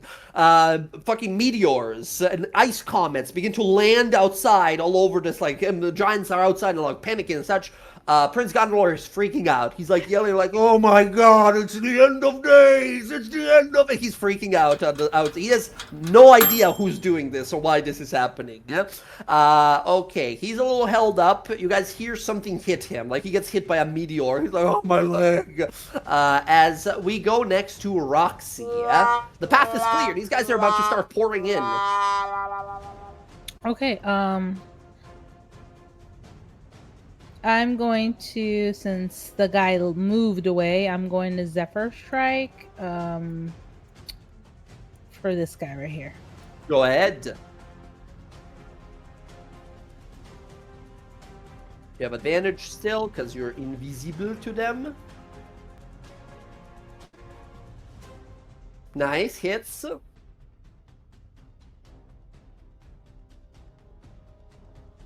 Nice. One on the roll, one on the piercing. Is that Reroll? D6? No, the D8. Oh, no, it was a 2. Ah. Sorry, not a 1, but a 2 on a D8. Yeah, I'll reroll that. Okay, go ahead. 2 more damage. Nice. That is 28 points of damage. Does not kill him. He's still alive. Boom. Okay, I'll Take shoot that, him. doesn't die. Yeah, shoot him again. Go again. This is a normal attack, right? This is a normal one, yeah. Well, no, you have advantage. You're permanently invisible to them. Nice, that hits. This might kill him. 13, 4, 17 points. Yeah, that kills him. The first berserker is down. He stumbles into the room and falls dead as 2 arrows each in one eye. Drop him. Yeah, she moves to that Okay. corner, and then that's her turn, because she kind of wants to stay. When she sees Sounds this person good. trying to cast spells, right? Yeah, absolutely. Yeah, Very that was my nicely done. bonus and my 2 attacks. Okay, Yara is super fucking far away, as is Bella, so she's gonna double dash, trying to move across the field as fast as she can. Casimir, your turn. Yeah. Casimir is going to... can he tell what kind of spell that Shannon was casting before? Before that she was casting, I mean, what do you mean, what kind? Like, would you want, do you think, you're asking if he knows what spell it was? Pretty much. Pretty much does he know that they were casting a spell so that if you're touching ground, would he know that effect? You would know the spell itself, the erupting earth spell that she cast on you. It's just like a big earthquake spell that does a bunch of damage to the people in the area. But it seemed odd to you, definitely. As you looked around, there might have been like a few primordial earth runes that appeared before they detonated, sort of empowering it in some way. Yeah. As yes, you would definitely realize that like being on the ground is bad against this shaman person. And I can't get within it. All right. Where's Bryn? Bryn's how far away from... Okay. 1, 2, 3. Casimir, he's gonna jump on the table over here. Gotcha. Yeah, he's gonna get out of the way. And he'll cast Firebolt at this thing in the hall. Very good. This guy? Yes. Oh, That guy. firebolt. Yes. That hits. 13 points of fire damage. That's the first damage he's taken. He's okay for now. Okay, Casimir, I think that's your turn. It is. Nicely done. Bella, you're far from the action. There's one giant left next to you there. Yeah, I was Actually, hoping that they Yara would have swung. They swung at Yara, hitting Yara. Thank you. I didn't realize he was alive still. Yara would have taken 22 points of damage on her way out, but this thing is without a reaction right now. So, but Yara was next to me, right? Yeah. That doesn't matter because then I can take my sentinel. Yeah, go ahead. reaction. The sentinel reaction before your turn actually happened here. Go ahead. Yeah. Might kill it, kills it, drops this Oh, giant as thank well. That's reaction before your turn. Now it's your turn. Great. Perfect. Okay. That's awesome. Okay. So I'm going to move the Echo 60 feet. Gotcha. A A lot of movement. Yara's there, and then I will use 15 feet of my movement to switch places. Okay, 120-foot teleport. I'll grab it. I mean, I'm just gonna put it down here because at the end of the turn it'll disappear because it's too far from Right, you. exactly. So I didn't realize he was there. I did not see that far. So There you I go. am currently in this guy's Show up in the space. table. He looks down. His eye is glowing. He's summoning the storm. Like you hear, like this whole time you're hearing Gundalor like, "Oh my God, my people! Their homes are being destroyed! Oh my God!" As this guy is like, he's doing the fucking Saruman atop of the tower, like, like casting a spell. As you realize, like, okay, he's helping, but he's like destroying the whole village. These guys are not all bad guys. So, Bryn, what's your plan? You're going to lightning bolt this or something, or lightning? Yeah, I'm gonna shoot a lightning bolt straight ahead, so don't walk in that area in front of me. Okay, You so you look over Bryn, who's going like, "Come Yeah. So It's like a Lightning straight gathering bolt. It's like around a her. 5-foot bolt straight. I want to hit. Yeah. I want to hit. Hold on, I got the wrong. She gets into a right position. She might be able to line up a few. is this Yeah, I guy wanna- a thing? I can't. I Now can keep in barely mind, they're gonna move the berserker at least, but more likely he's just moving Yeah. through the tunnel. It's only 5 feet, and I want to probably hit. Spellcasters at the back, presumably. Yeah. So this is the queen, That's right? the queen. This is the queen. And at this point, as you're looking, you see this necklace that she has in her art. Every time she holds onto it, she produces these magical, powerful effects of spells. In fact, you don't see, like all of you guys have done combat before with many spellcasters and such, every time she casts her spell, she grabs onto this necklace, but doesn't do any like somatic or verbal anything. She just grabs this necklace and then magic happens, right, as she wishes it. Something you would definitely notice, being perceptive, proficient in perception. Remind me too that it's just thunder damage to everybody, not lightning. Just thunder, yeah. No lightning, just big thunder. Big Just thunder. It's so funny that they have both in D&D. I think it's hilarious. Anyways, It's like sonic, w- like sound, you know, I get thunder. yeah. I will bonus action Hunter's Mark the Jesus, are you queen. in range? 90 Oh yeah, feet. 80 feet. Yeah, good enough. Okay, she is hunter's marked. Poultry magic! I show you real magic! And she grabs her necklace. And Arthur says, "Marked you for death," and then she will move. I want to move like 15 feet because I still have 15 feet. Uh-huh. Is this good, Rin? I think I'm still okay. Yeah, you should be fine. Okay, Yeah. okay. And that will be Second and, move, too. hopefully. You have an Yeah. action still. I do have an You have a action. giant coming right at you when you put yourself in the front. Uh, You can ready an action for him, or you can dodge because he's coming at you. so remind me, if I'm ready in action, I use my reaction to Yes, correct. use it, right? So Yeah. but But even though you have 2 attacks, it would only be 1 attack as a reaction. right. That's what I thought. So okay, well I don't have my other thing. So yeah, I think I will ready an action to attack. So hopefully I can stop whoever's in my track and That's You right, know. because you reduce their speed. No, is that polearm? What am I Sentinel. thinking of? Yeah, that's Sentinel. Sentinel. Yeah. Let's go. Incredible. Bella, I think that's your turn. Huh? That's my turn. Ready to action. Here we go. The guy immediately runs up to you. Go ahead and make that opportunity attack. 23. Actually, no. You don't have reach anymore, right? This is just a normal swing. Normal here, sword, yeah. That's a 23 for 18 points of damage. Bam. Once again, you only get 1 as a ready dash. I don't One know. of your attacks. It clicked it twice for some reason. I don't know why. It's okay. I 18 clicked damage to him. No hunter's mark for him. Bella, he runs up to you, raises his club, and slams it down into the ground as hard as he can. He's going to use a special move of his here. That's why these guys are scary. In a 15-foot cube originating from Giant, he's going to do ground pound. 15-foot cube, he's going to put, starting with you, doing like down here. Actually, he can't reach Casimir, so it's like this. So it's going to be you and Ogun here. Okay, strength save from you, Bella, and the Cyclops spellcaster friend. He super fucking fails. He becomes stunned. You as a player character will not be stunned, but will be dazed if you fail. You do not fail, however, you take half of that damage, so 9 damage to you, as he just slams his club into the ground, shaking the sort of whole erupting earth around you. Does he lose concentration? He does. He instantly loses, becoming stunned. His 9th level Storm of Vengeance is disrupted as he grabs for his head, looking around, sort of like stunned and confused, falling on his knees.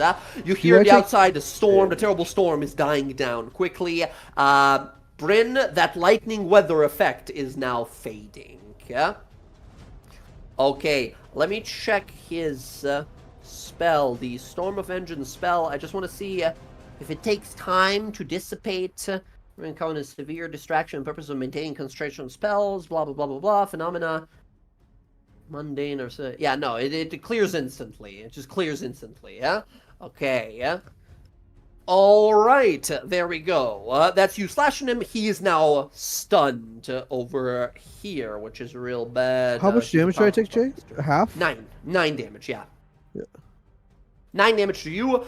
He does the ground pound, and then a follow-up attack. He's going to be reckless. He's going to smack you. That's a 21. But because he's discouraged as well, that negates itself. Normal roll. That's a 10 for natural 1 instead. Misses. There we go. The other guy's dead. Everyone's dead on the other side. We go next to Bryn. Bryn, only a few of them remain. Cool. Oh, I was kind of hoping they'd move up the other ones. They go after you. Alright. Can you see them in initiative? You should be able to see them in initiative. Yeah, I guess I do. Yeah, I do see them now. Alright, well, we're gonna hit the queen, because I don't like her. And I'm gonna use lightning strike I'm gonna take my staff out, and I'm gonna use lightning strike. Bring out the Tempest. We see the lightning sort of begins to gather atop of the staff as you point it forward. Erupting from it is this pure white lightning that roars and rips through your enemies. Okay. Lightning strike, dex save. These are big dex saves too. And they all have disadvantage still because of Casimir's natural 20. This guy gets a 14. The lady in the back, the queen, gets a 5. She is going to use her one and only legendary resistance to succeed on the roll to take half. When she uses her legendary save here, you watch as she manages to sort of avoid the attack. However, as the lightning hits her, it goes up her body, and the stone, she has this stone with this necklace with a stone rune on it, shatters. As she looks at it like, no, my powers, just sort of angrily roars. Okay, she uses the legendary saves, but loses her Hill Rune Amulet. Okay. And she's gonna say, when she freaks out, she's gonna be like, that's what you get for messing with the Stormlord. And then, let me see. I crush you! Crush that one! Just pointing and yelling to the Berserker in front. Okay, that's 17. Oh, shit, not that much. That's way too much damage. 17 damage to her, and the guy in front takes 34 points of damage. Bam, there we go. Nicely done. Okay. So that was... I'm gonna move over next to him, because how long does his stun last for? I believe next round. Let me see. He is ground pound.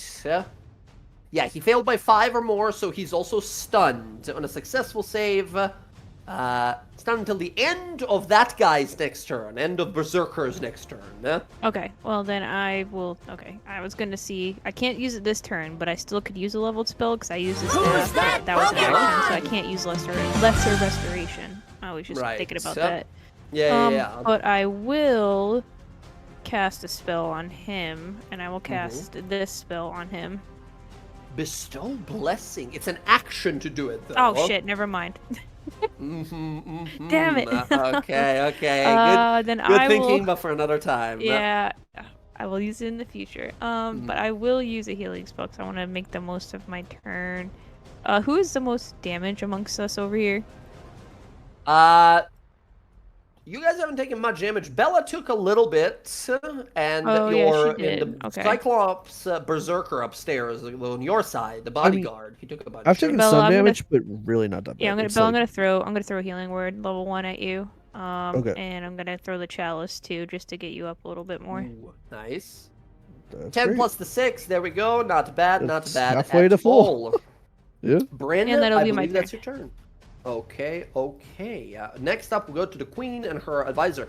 She climbs up here, moving her full movement of 50, and the queen is going to climb just to the ledge right there. Two of them are both going to send spells in. The queen no longer has her heal rune, so she can't do the avalanche thing.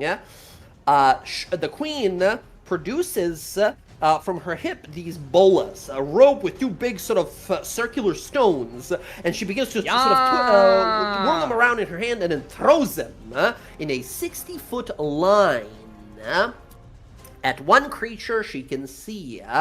Okay, so she's going to pick a 60-foot within itself. I mean, Bella, you're the closest one here. Bella, I need you to make a dexterity saving throw as she's going to use her Stone Bola's ability. If you fail this dex save, you're wrapped by these bolas and restrained. 18 is a success. Incredible. Oh, man. This I was is worried about thunder that damage. This could have been a problem. As she throws it at you here and misses, they sort of land nearby.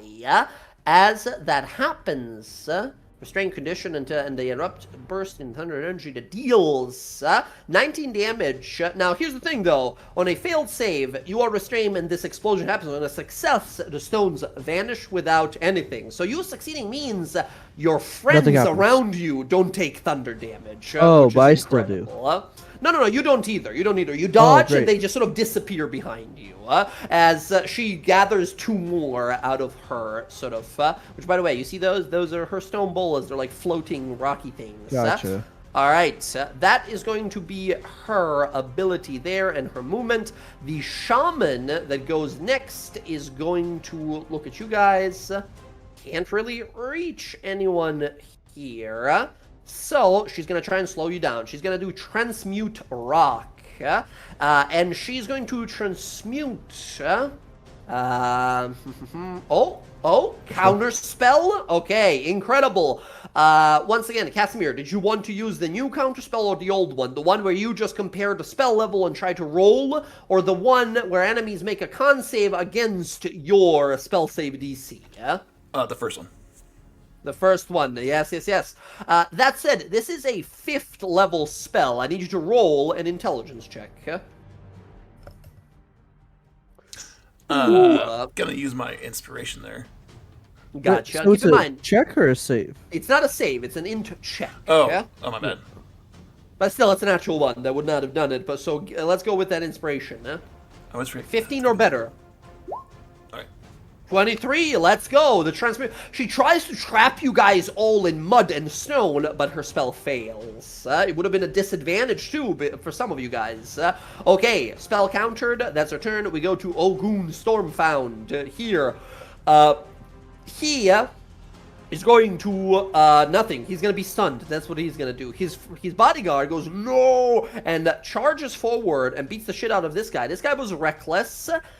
So this guy was reckless, right? And Zog here has advantage on him. Zog is not intelligent, so Zog is going to be reckless himself to attack the reckless guy.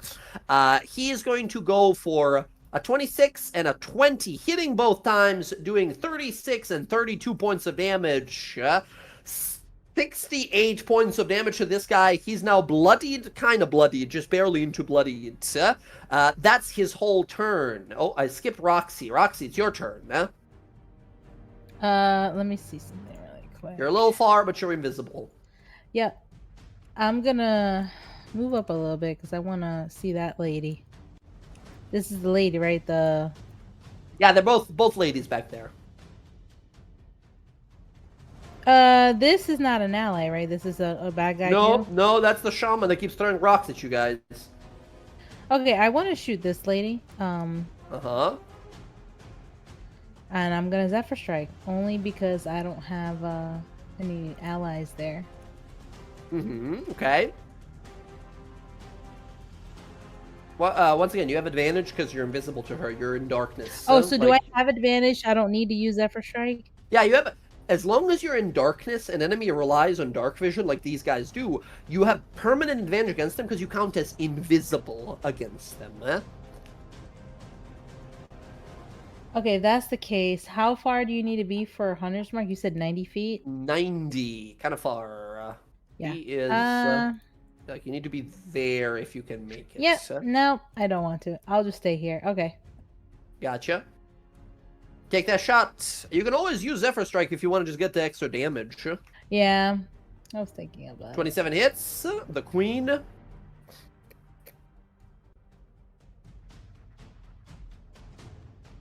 $22 points of damage. Nicely done. There we go. Bam, bam.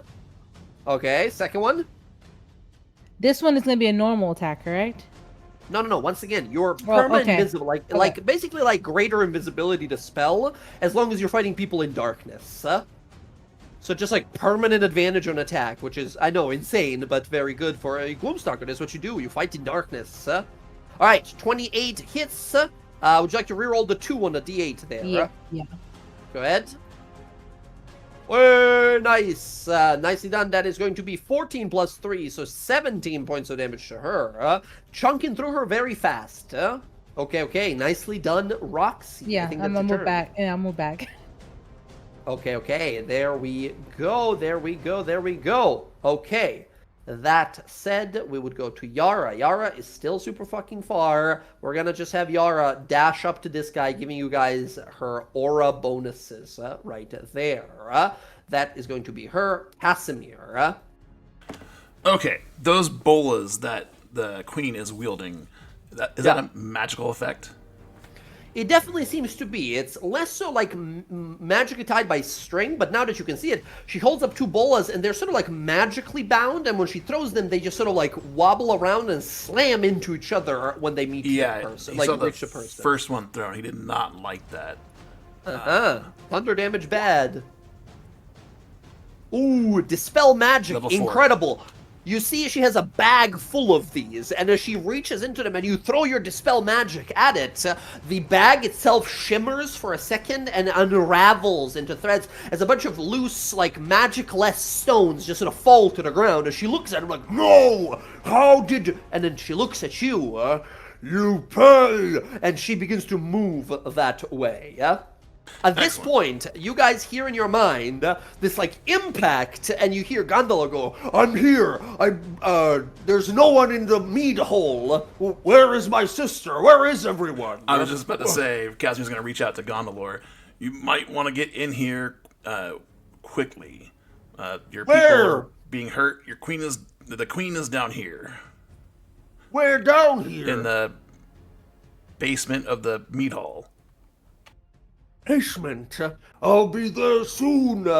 and you hear him sort of yell out, Twong! Stop eating! We gotta go! as the two of them you hear stomping upstairs above you right now. All right, Casimir, that's gonna be your turn, I think. Dispel Magic, unless you have something else. Movement, maybe something. Okay. Bella, time to do some damage. Finally in range. Okay. These guys are reckless. Remind me, because these guys are like large, can I go like underneath them? Oh, they can. You can walk through them. They're 2 sizes larger. Great. Okay, I am going to move over here. Gotcha. I am then. This is going to be kind of interesting. Mm-hmm. I want to. Where's the echo? You put him down here. Okay, I want to summon the echo. I got to do it strategically though. So I want to summon the echo. Yeah, I want to summon the echo like. Oh, I can't go through walls. Like here. Okay, gotcha. So yeah, I'll use my 15 feet remaining to switch places with it. Awesome. So and then I'd like to try to risk an opportunity attack. You can't From do it this both actually guy. on the same turn, right? You have to bonus action switch and bonus action summon. So it's not a bonus action to switch. It's only 15 feet of my movement. Oh, okay, excellent. Okay. So and then I'd like to move the echo here, taking a attack of opportunity if he wants. He'll take it. He'll absolutely take it. He goes, blam! 21. Yeah, Echo's that goes gone. dead. Okay, it was worth a shot. No reaction for that guy, yeah, but his turn is next.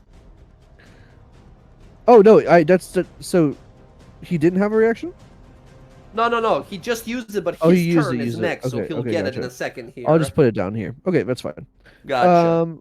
I will then. Yeah, I'm going to just. The whole purpose was to get back here and start Let's going to town go. on. You're in her face. So, I have Hunter's Mark on her. So, here we go. 2 attacks. Let's go. 18 hits. 21 damage. Awesome. Bam. That hits as well. 22 points damage. Oof, she's almost bloodied. You are doing insane damage right now, huh? Boom.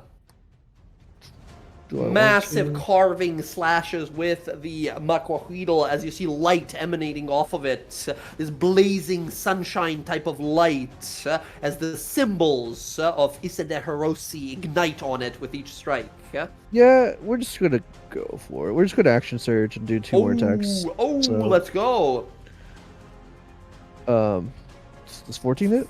14 just misses, unfortunately. Damn. Yeah? Okay, that's good damage too. 1 more.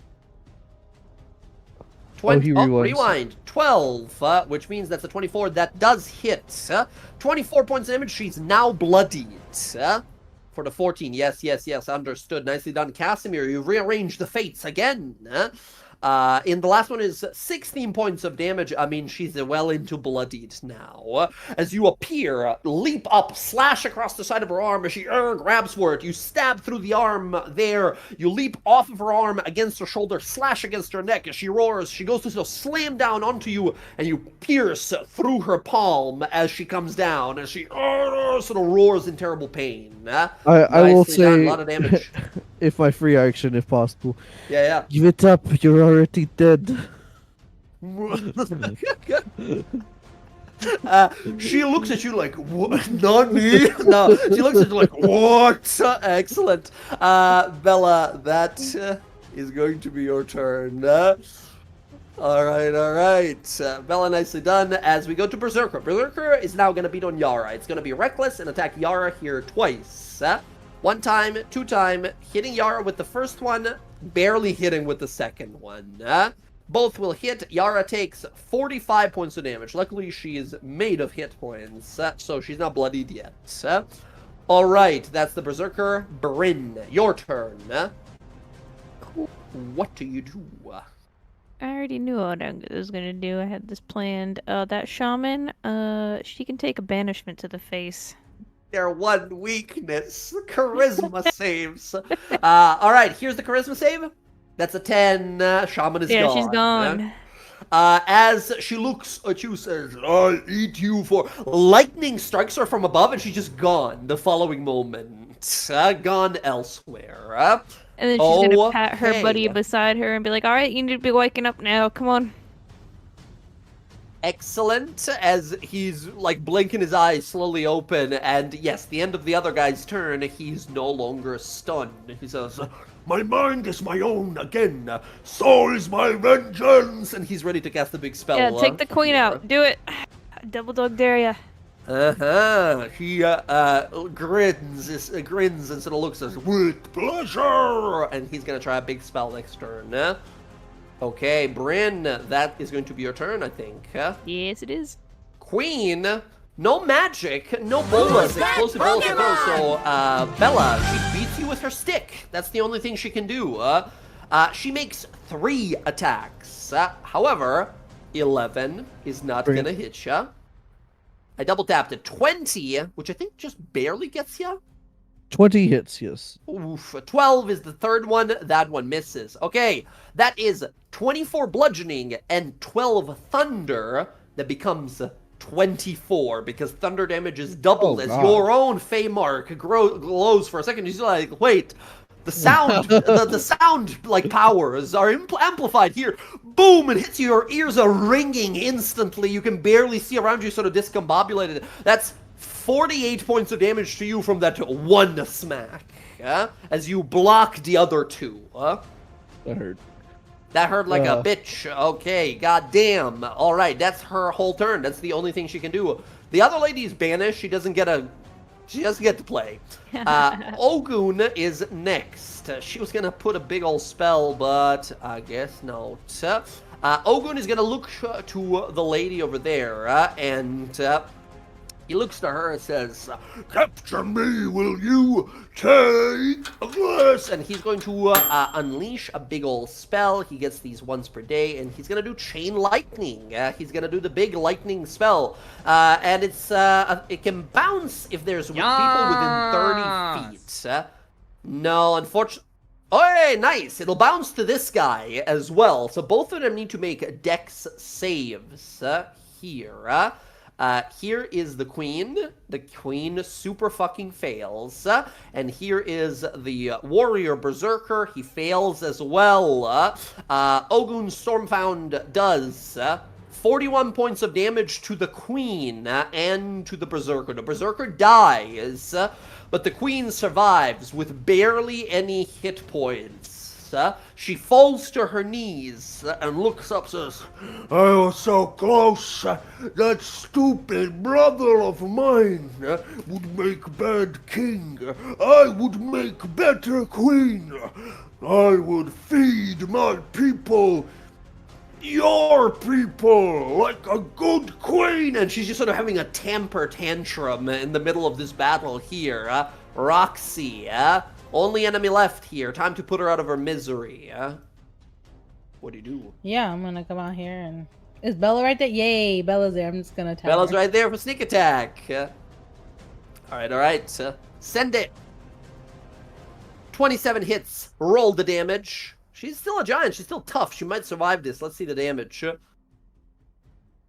No sneak attack though. You didn't add sneak attack on your. I did roll click. here. Yeah, they just didn't do it.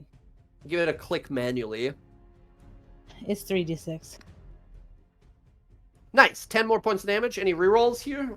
4 on the sort of average. 1 on the d6 on the sneak attack. Or you can just strive for the second attack because 22 Yeah. damage she does survive. Yeah, I'll do another one. Another attack. Hits. This could be it. Big damage. That's it. Okay, 15 points of damage is more than enough. Roxy, how do you end this fight? And she's just sort of roaring. I could have fed my people better. All of them would be happy eating man flesh every day. We would eat like kings, like queens. And she's sort of yelling and yelling. She's frustrated. She can't do anything about this. Her plot has failed. How do you kill her? Right through the mouth while she's screaming. Blood pours forward. She grabs for it as you see the arrow is stuck in the back of the throat as it ignites instantly. Fire comes out of her mouth. Her eyes sort of frying, smoke coming out of her sort of eyes as she falls back and dies, ending the battle. That's You so hear fucking loud. Like I You said, hear- you're already dead. You hear the battle from the outside, not the battle, but the commotion from the outside of the storm. You hear stomping of feet as a few dozen more giants are arriving as well here, but arriving with them, as you all do, is the prince as well, as you all end up sort of upstairs eventually, heading your way outside and back up as Gondor summons you all to come upstairs, saying that, like, I made it, I'm at the fortress. Him and Twong finally got in. Wog's alive? Wow. Twong's alive. Twong survived. I mean, they're still giants. It's very hard to get rid of them. As you guys sort of climb your way upward there, you see Gondolor kind of approach and look to you all and give this sort of confused look as he says, I miss all of it. where Gulandur, my sister?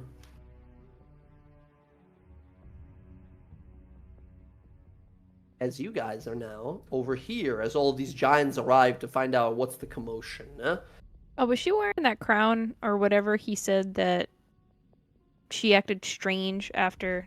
It was that amulet she had. had the amulet that we broke? Stone amulet that you broke with your spell. Could I have taken that, whatever was left of it? I want Yeah, it Cassidy seems take to a look have at some it. primordial elemental powers, but Okay. it's sort of broken right now. All right, I will take that and I'll put that in my inventory real You quick. can mark down a primordial earth necklace, or amulet, or pendant, whichever you prefer. You see Prince Gondolor look to you all and he asks, like, What happened, my sister? Was it true? She tried to kill me?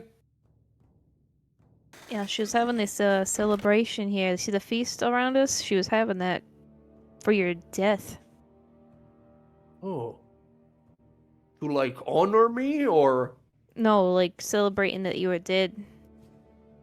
Oh, That she killed you. there you go. You guys should be able to see the whole map at this point. As he looks kind of down and sad and says, She was mean, but still my sister. Don't have any other family. Just me now. Well, you see got one all of the your giants. people. Yeah, one of the giants approaches you as, Prince, you king now. King Gondolor must have ruler and queen now dead. You king, and all of them like, yeah, you king, you are king. as they go, Gondolor, Gondolor, Gondolor. and he sort of looks a little kind of confused and says, Oh, okay. I can be king, but I don't know if I'll be good king. All I want to do is find small people, the gnomes, and say sorry for sitting on your house. Maybe make friends with them again. the giants sort of look at each other like, Don't know if we're gonna find any small people without snatching them up. Gondolor shakes his head and says, No, not grabbing and eating. Make friends with small people. And they you all sort of know, look at each other like, oh. if you make friends with them, they probably have good recipes for you. They all immediately like, that's what sells it, right? Immediately like, Oh, new food, new spices, new way to make pork, new way for cow meat. and they all sort of nod along like, Yeah, maybe that good. Not eat small people. Learn cooking, or have small people do cooking. and they all kind of nod. And Gondolor kind of says, I would love to learn from those who lived below us before, but it's hard. They see us as big monsters. We are not big monsters. Well, maybe my sister, but she dead now. Don't know how to show other people we are not monsters. and you see all of them like, oh, We could thinking go. about it. We could go as your delegates. Delegates? We could speak The ones for you. who speak on your behalf. Like, we'll talk to the small people for you so they're not afraid. Oh, I like this. My first rule as new king. These ones, And he points at your group, says, honorary giants from now on. I invoke. And as he says that, you actually feel the building shake for a moment, and there's a mark that appears on all of your chests, some hill giant rune that then disappears. As you feel this faint sense of magic around you, and that's it. He looks around like, What just happened? and one of the giants approaches him says, King, you invoke giant rule. Every giant leader is powerful. These now are our friends. Other giants will recognize it when they see it. and he looks kind of confused, says, I didn't even know I could do that. Welcome to the giant family. kind of pointing to you guys. Ogun Stormfound steps forward, says, Maggots, you had me captured for days. I'll turn you all into fried fish. Look, hey, look, we took care of the one who killed you. They're really just following orders. Like, look at them, they're That not that bright. dumb-looking motherfucker. he points at one of the giants, like, I remember him. He grabbed me as well. the guy goes like, I just do what Queen said to grab. He's like, I'm gonna fucking kill you. he's like yelling at this giant, and he's like look at- trying to like get at the bodyguard, You grabs him killed- like, boss, wait. Hey, you got, listen. The Stormlord, you got your justice. The Queen is dead, the one who ordered that stuff to be done. You know that. He would approve of what we did already.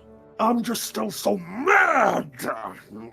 Go destroy a mountain or something. That'd probably be a good way to get your anger out. Maybe later. Fine. You live. But the vengeance of the storm might return. Shall you do this again to somebody else? Gondolor goes like, Who is this guy? like looking at you guys, like, Who is this person? His sister kind of tortured him, and he's kind Oh of. my god, I'm so sorry. he walks over and hugs him. He's like, Get off me! he tries to like push him off. He's like, I'm so sorry. Gondolor, massive by the way. He's like the size of the Cyclops. He's like almost like 28 foot tall. He picks up Ogun and like gives him a big hug. He says, I'll rip your damn and he puts him down and says, Sorry, I would like to repay you in some way for what my sister do to you. How can I do that? and Ogun like caught off guard a little bit, like, I didn't expect that, but I suppose I suppose I'll be fine. But perhaps a wise ruler like you could see an alliance even between my people and yours. Cyclops and hill giants, to prove our minds are not deteriorated as the world thinks. Prince Gondolor, cross-eyed, looking at him, confused by a bunch of words, he says, Yeah, I like this guy. What is his name? He goes, Ogun. He's like, okay, all right. we should have a great feast. And one of the hill giants walks up like, King, we ate a lot already, actually. The Queen just threw a feast to celebrate you getting murdered. And he goes, we'll make another one, I think. Prepare another feast. and they're all like, yeah, they go to prepare, like in the kitchen and everything, they're preparing food. You're hearing hundreds of cows and pigs being slaughtered just beneath you. Just the sound of them being bludgeoned over the head and sort of prepared for food. Prince Gondolor walks up to you guys and says, Thank you once again, friends, for saving me life, and also become my family now. If you ever need army of hill giants, well, we don't really want to do any more fighting, but if you call for it, I will fight for you with my friends here. You said you needed to get to Gnome City, Yes, thank you. I can help you, sort of. My sister, she had a necklace on her. It was used before by our father. He showed me how to use it, but I was never good with magic. If you do it when it is night sky, and you use the magic, the lake to the north of the fortress, he gestures beyond the fortress through one of the windows, this vast lake that's like a mile and a half across.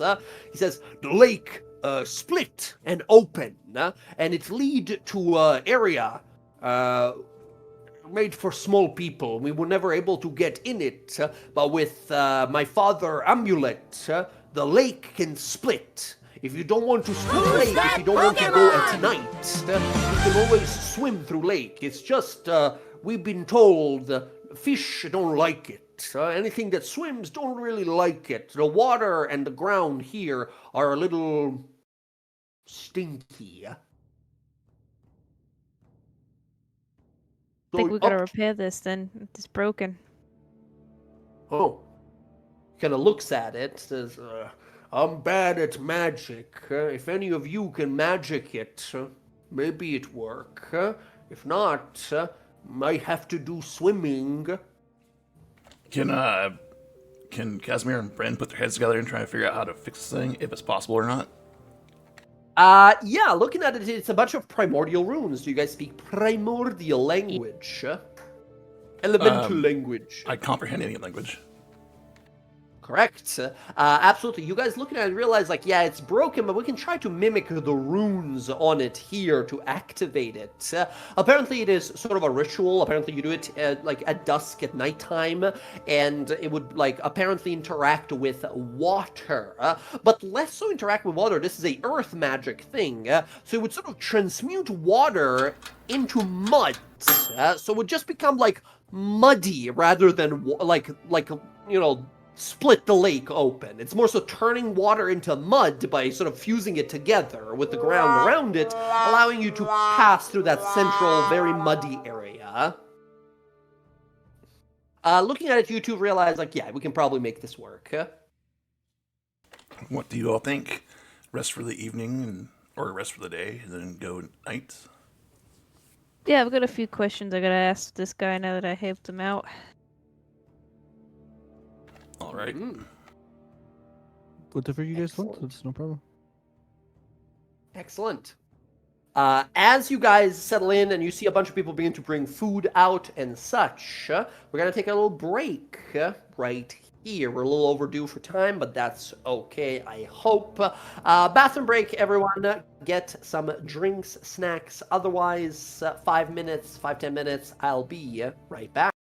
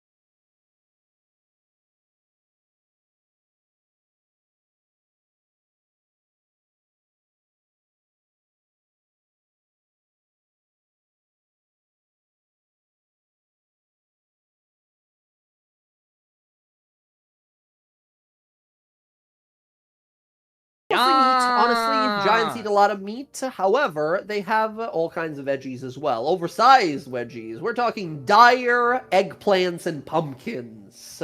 Truly gigantic sized turnips and carrots that are brought in here as a great party is had.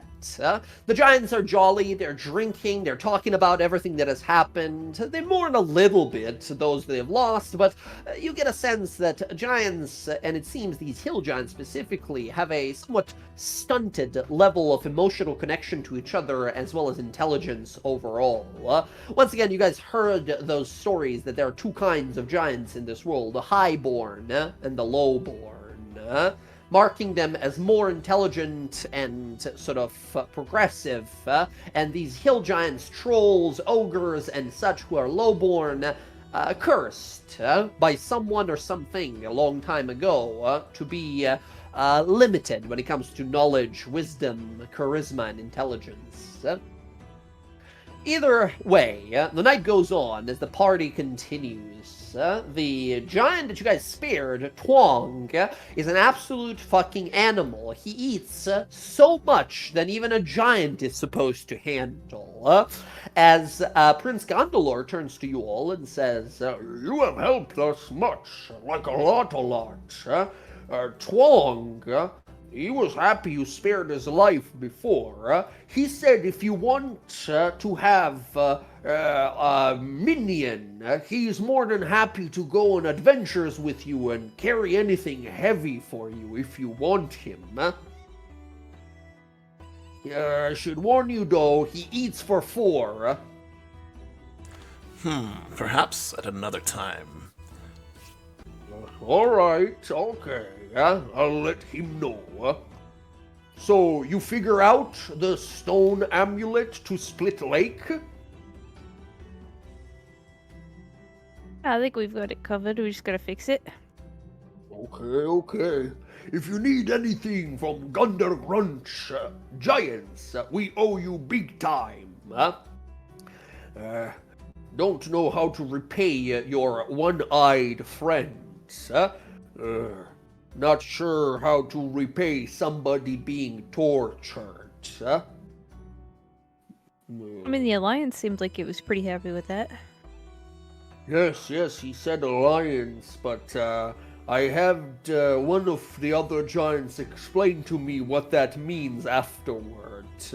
Could be nice. Well, enjoy food. Have good time. Yeah? and he puts a barrel of just like ale in front of you guys on the table in front of you. As he does, he sort of gives a big smile, and he returns to speak to some of the other giants. The giants generally seem to really like Gondolor. They're pretty happy that he's the king. He doesn't have any overly warring ambitions or anything of the sort. So all of them are sort of along for the ride. Twong over there gives you guys a big wave.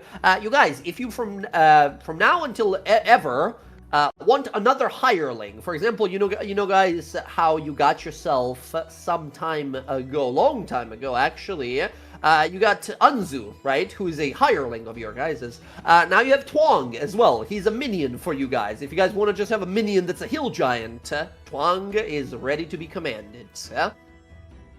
You guys made a lot of friends everywhere you went. For example, you can reach out to some other individuals if you ever need hirelings to help you on some certain difficult quests and such.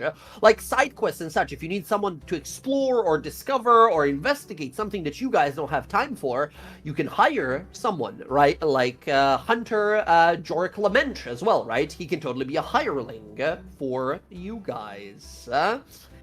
Yeah, all kinds of possible friends we could make, yeah? But, as the evening sort of goes on, Bryn, you are approached by Ogun Stormfound, yeah?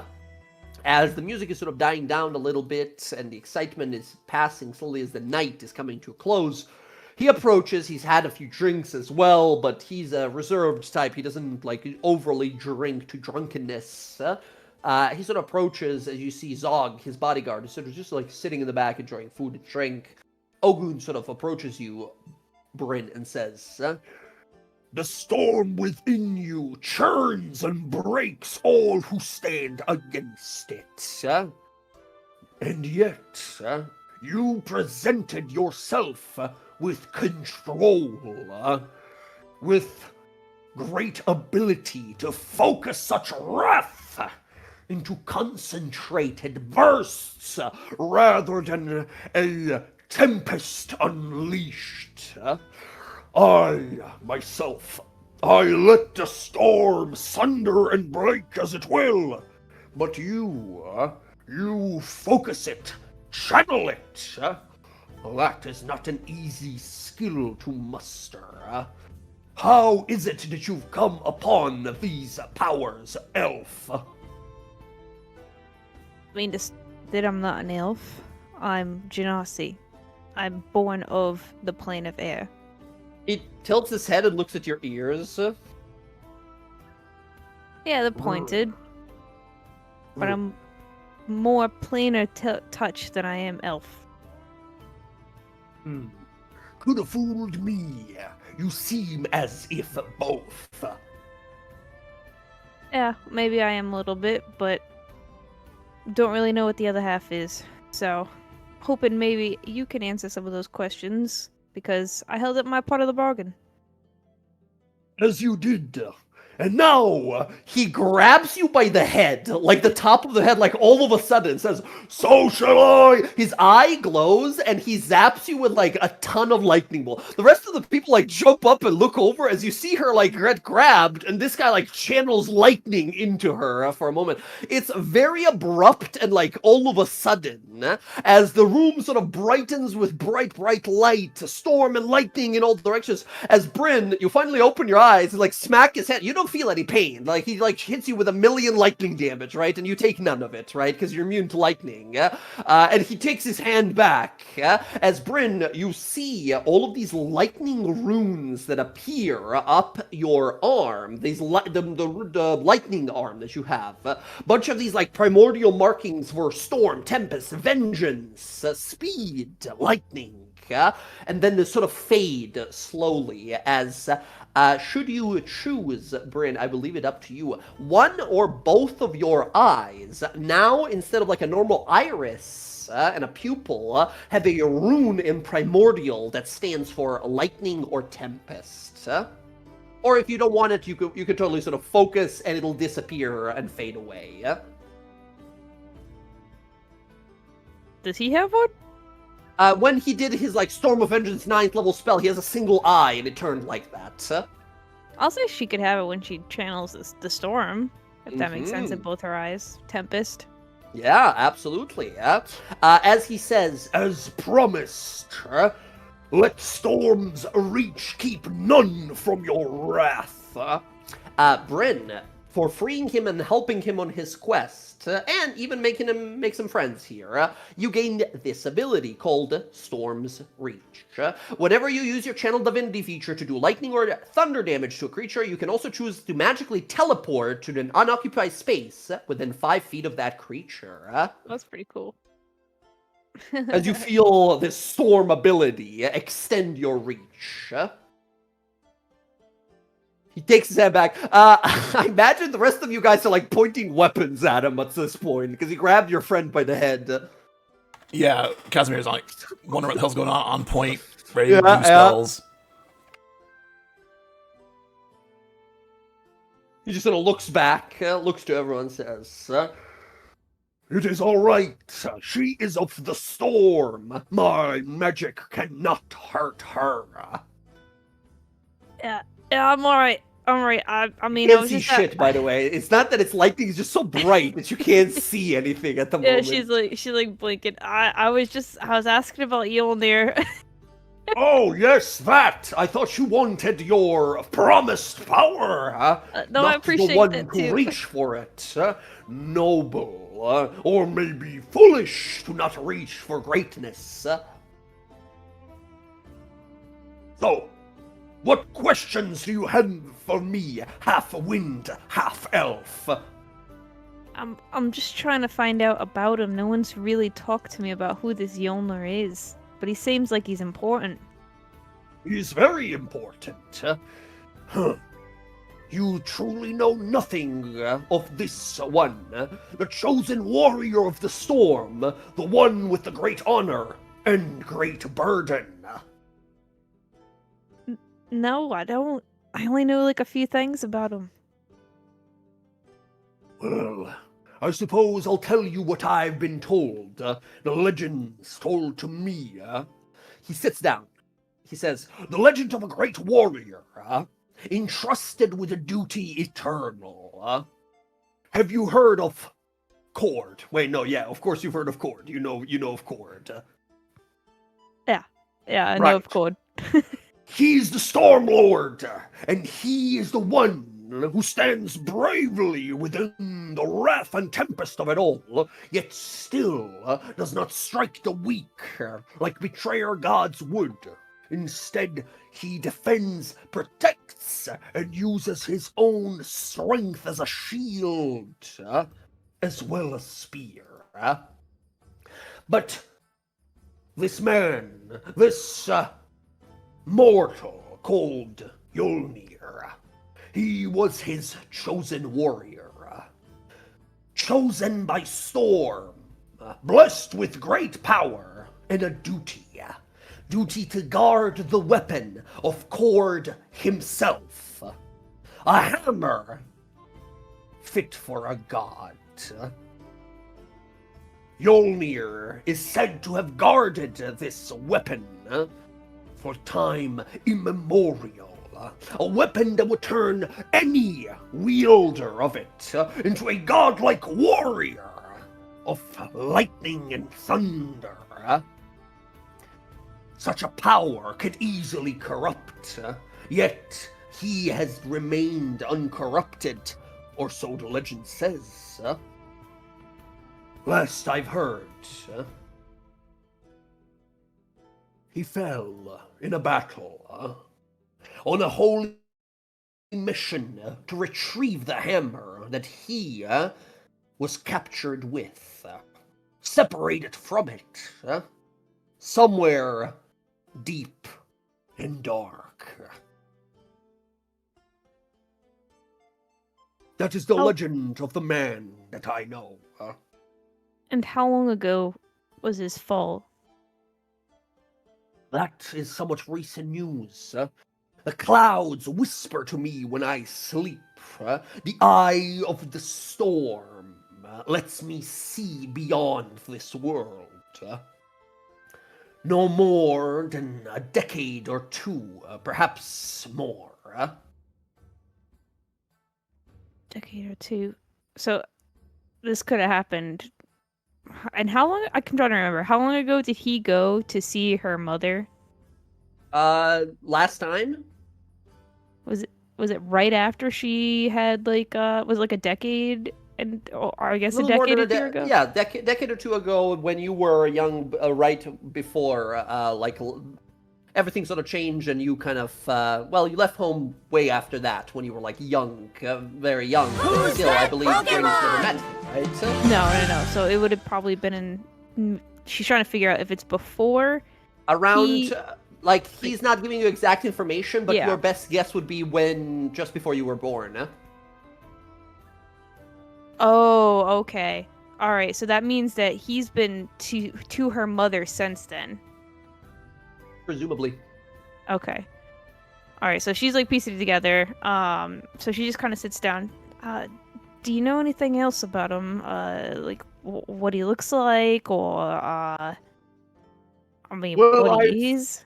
I've not heard much, but it is said that he moves like wind, strikes like thunder, and the hammer he wields, or perhaps wielded, who knows what his fate was, could sunder mountains with one strike. But appearance, I'm not certain, although I've heard that his hair is like clouds, and eyes like the sea.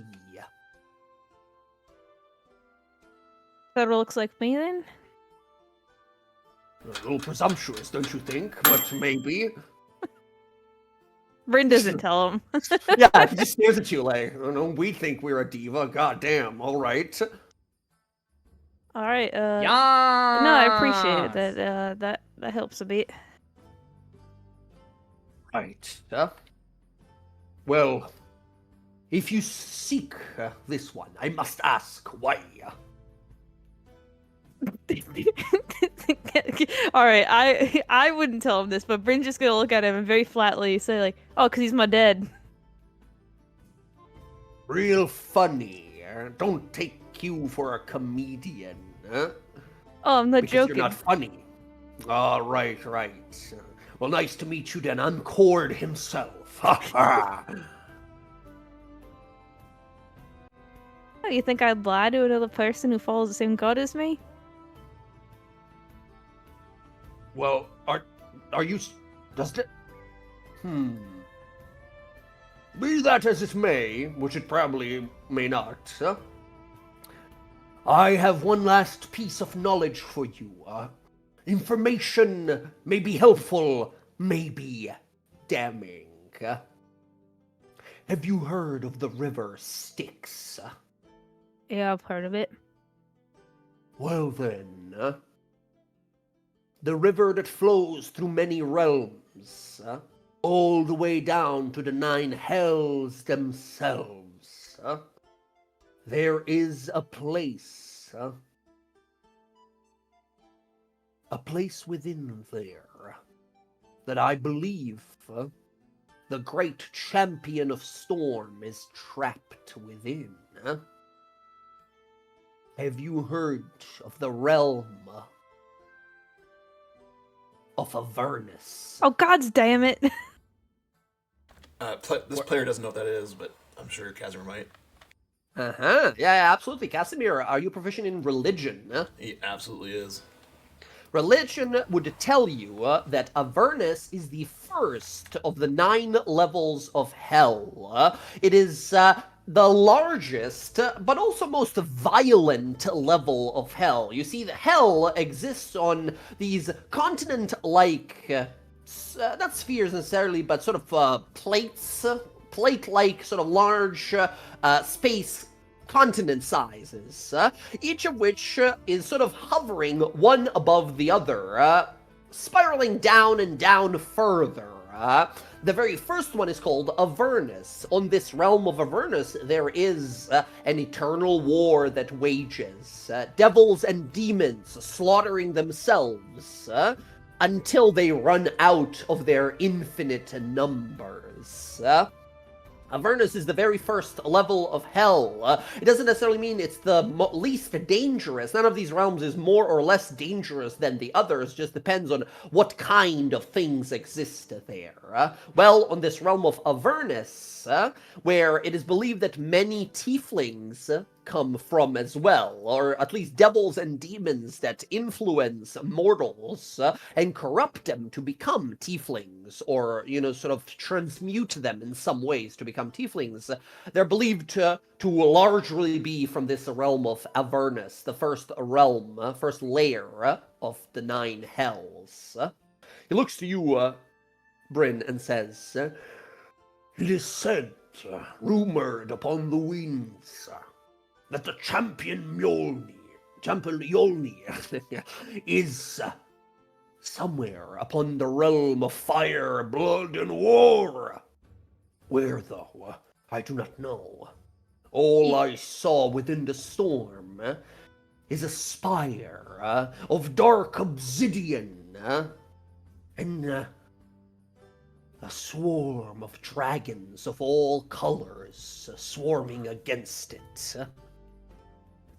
Yeah, you're telling me things I kind of hope weren't true, but she's gonna look to Casimir. Yeah, I bet our buddy Archon fucking has my dad. Oh, you think so?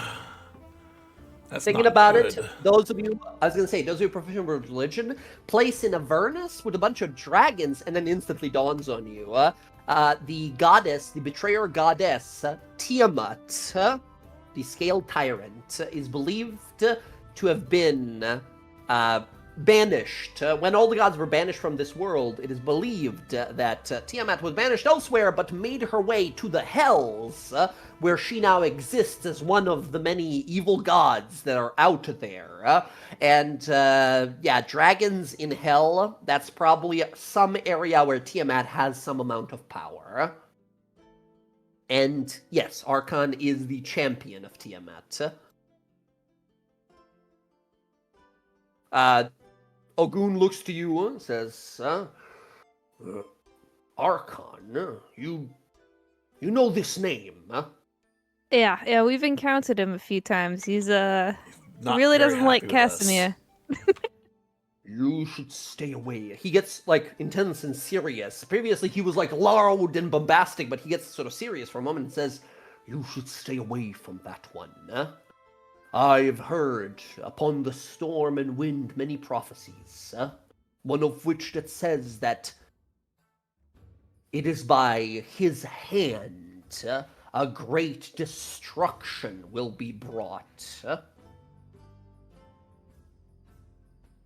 Well, it's by that hand I don't want any part of Yolna being down there in his domain, in his god's domain. So we gotta thwart whatever he's doing. As you're sort of speaking here, Bryn, Casimir, you get an intense headache for a moment. The world around you sort of shifts for a moment in an intense sense of vertigo as you grab for your left eye for a moment. And as you sort of blink your eyes open, you see that your arm is rotten and gray and green. And these long, gnarly, claw-like nails seem to be extending. Your arm doesn't look like your own. As he says that by his hand, there will be great destruction. Instantly, your head sort of hurts for a moment, and when you sort of blink again, your hand is back to normal. Everything around you is back to normal. Ugh. Oh, that You wasn't hear good. just the smallest little whisper of Think it's got to do with that screwy arm he's got. Well, everyone, I tell you when he's speaking or laughing, he is.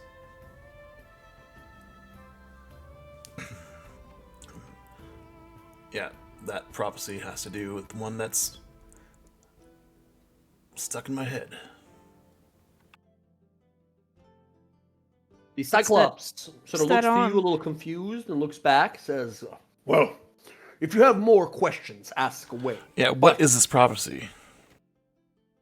I don't know. I don't know all prophecies of the world, but I hear some of them. God Cord himself sometimes roars across the skies, and I am blessed enough with eyes to see it. I've just heard. Unfortunately, all prophecies are vague and hard to decipher. All I know are the words.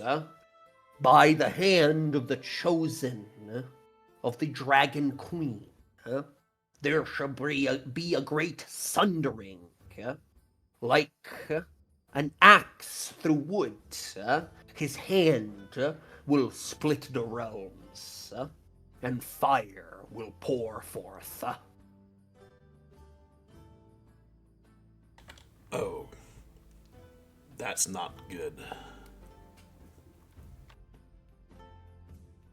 Well, I wouldn't concern myself. This prophecy I heard more than a dozen years ago. Many that I hear are things that probably won't happen for hundreds of years. If there are calamities to be, we'll all probably be dead long before. Problem for the future, us to deal with.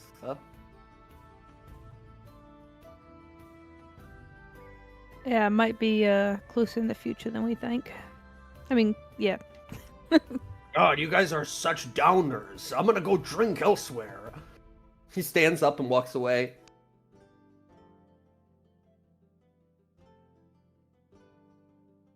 As you guys are That's just sort of not good. left there, kind of looking at each other like, oof, that cannot be good. But Bryn, I mean, a little more information to go off. It looks like you won't necessarily have to. I mean, you still have that avenue if you want to explore that Earth Realm option to learn exactly where this location is. Or option B, go ask, hey, Mr. Archon, sir, can you please help me? Right? So, The guy who's some probably options my here. dad's warden. Let me go ask him. Yeah, but you hear that apparently this Yolnir fellow, your father, was a guardian of a powerful weapon seemingly wielded by Cord himself, a great hammer meant for a god. Bryn, doubtless in your mind, is an archaeologist. This must be one of those items of legend. You guys encountered one of these some time ago, but you think this might be a armament of the gods, the vestige of divergence of some sort, huh?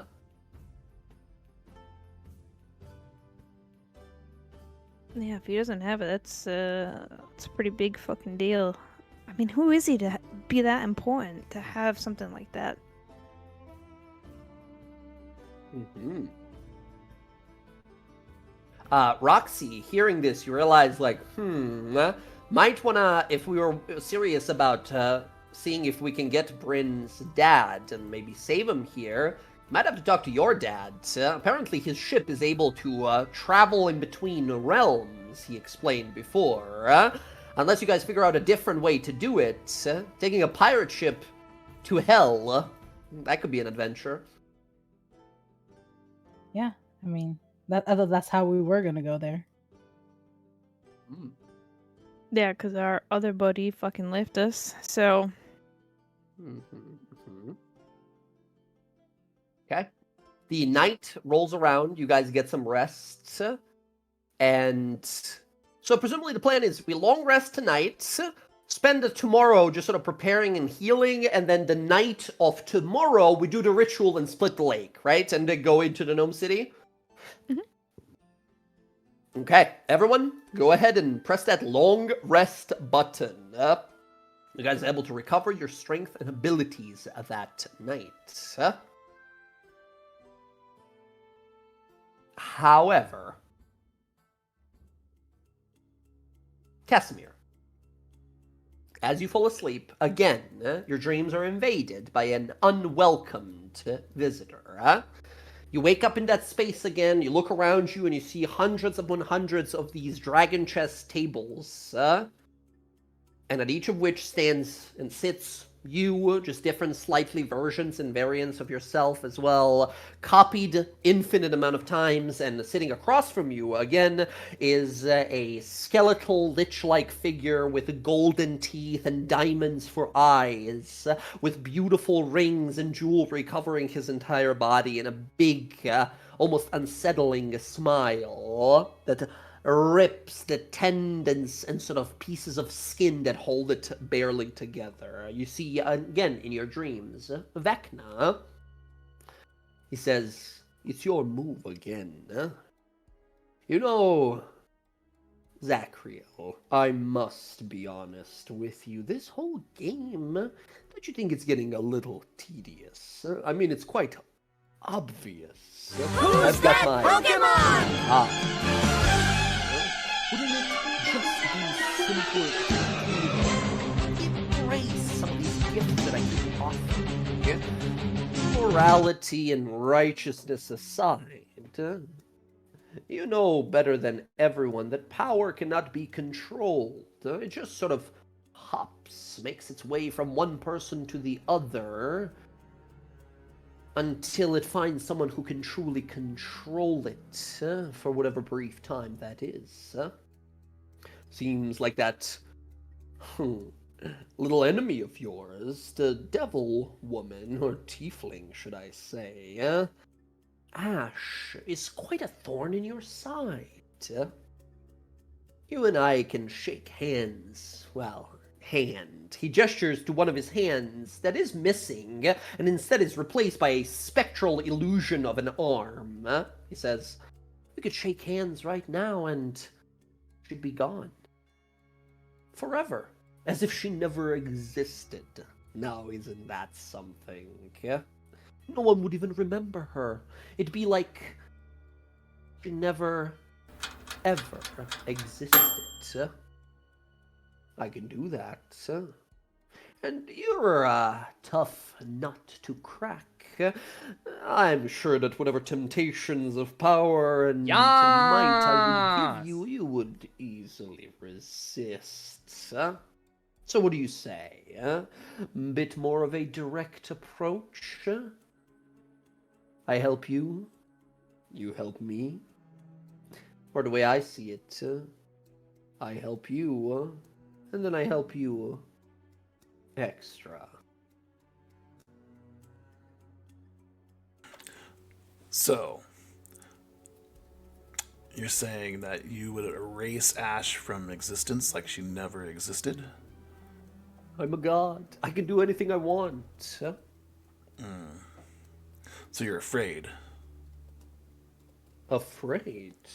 If you erase her, I will never met my team, my friends.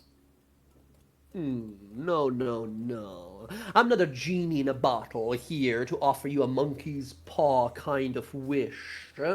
I'm saying that I'm a god, capable of manifesting reality in whatever way I see fit. I mean, when I came to this place, there was never a god of arcane and necromancy and secrets.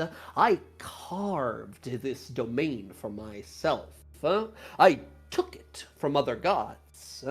You see, divinity is a curious perk. There's only a set amount of power to be shared by divine entities. Gods don't want you to know that all of their power is shared. The reason is, well, if everyone tried to be God, their power would be split more and more and more. But when I came in, they were very unhappy. Doesn't matter now, though. Being a god has its benefits. With the snap of my fingers, I can make it so she had never existed. From this moment on, you will remember her, your friends will remember her, but no one will be able to find her ever again. Sure, the memory will remain, but that's just that. An afterthought of a chapter of your past that you can easily forget. I'll tend to her eternity.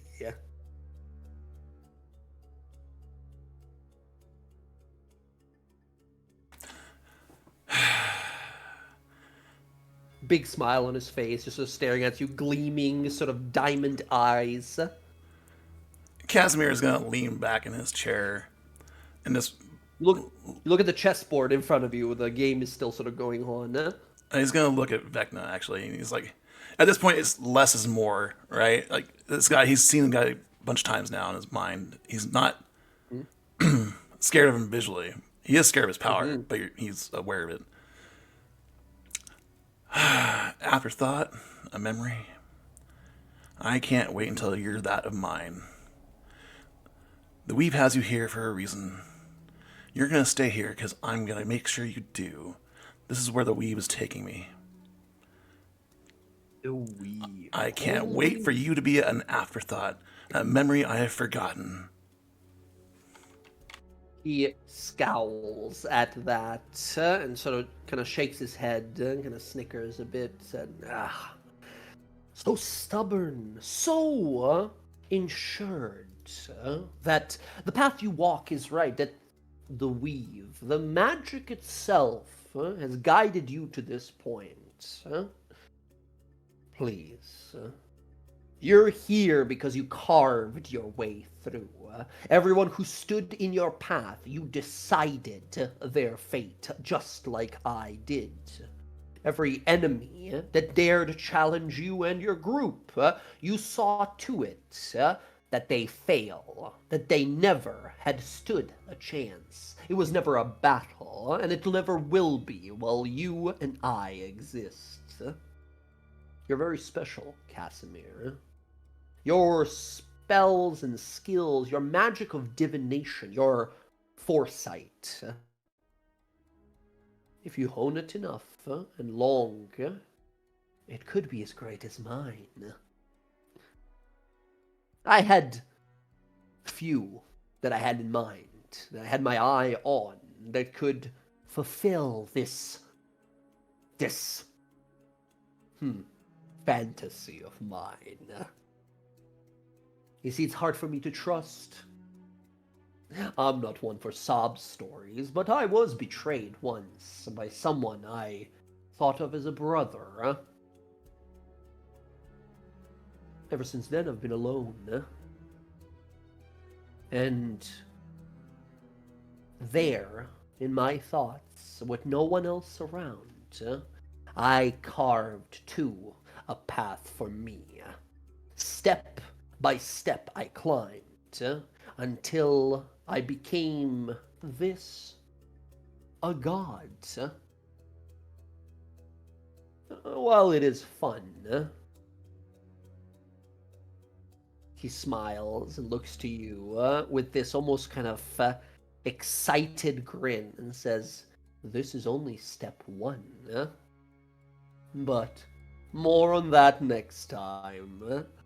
I'm sure you'll come to realize soon enough that destiny is what you and I decide it is. Better be careful out there. Without my hand to guide you, who knows what inescapable challenges face your friends sooner than you think."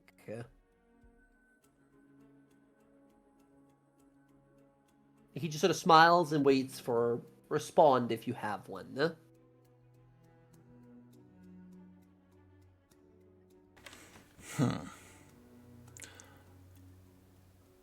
Yeah, you and I are not the same. The weave showed me a calamity. That's what I'm trying to prevent. Not power for myself. And my friends are the key to getting this done. That is their destiny, and I'm just there to ensure it happens. Little Zach. How's it feel to be all alone up here by yourself? He leans back, puts his arms behind his back, and puts his feet on the dragon chess table. Says, "Spacious, just about my size. But enough distractions. I'll let you get back to your rest. After all, you have a gnome city to explore. I am excited to see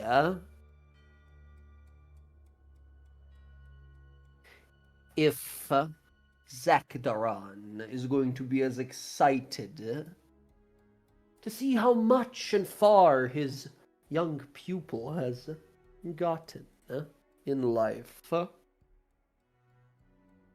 That's gonna be an interesting conversation. Don't worry. I'll be right there holding your hand.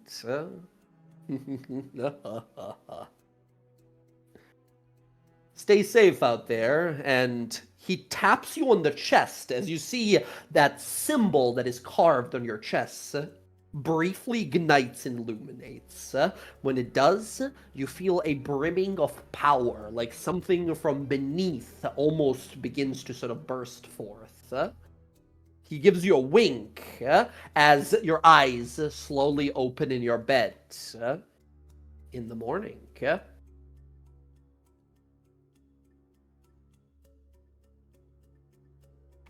Oh, Casimir's gonna freak out. All right. You wake up, sort of in a cold sweat for a moment. It's very bizarre. Casimir, like he, at first it was sort of horrifying looking at this undead monstrosity of a god, but the more and more you commune with this thing, it doesn't seem like.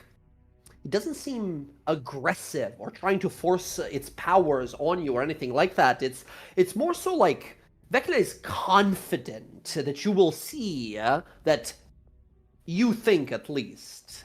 He's very confident that yours and his path started and will end the same.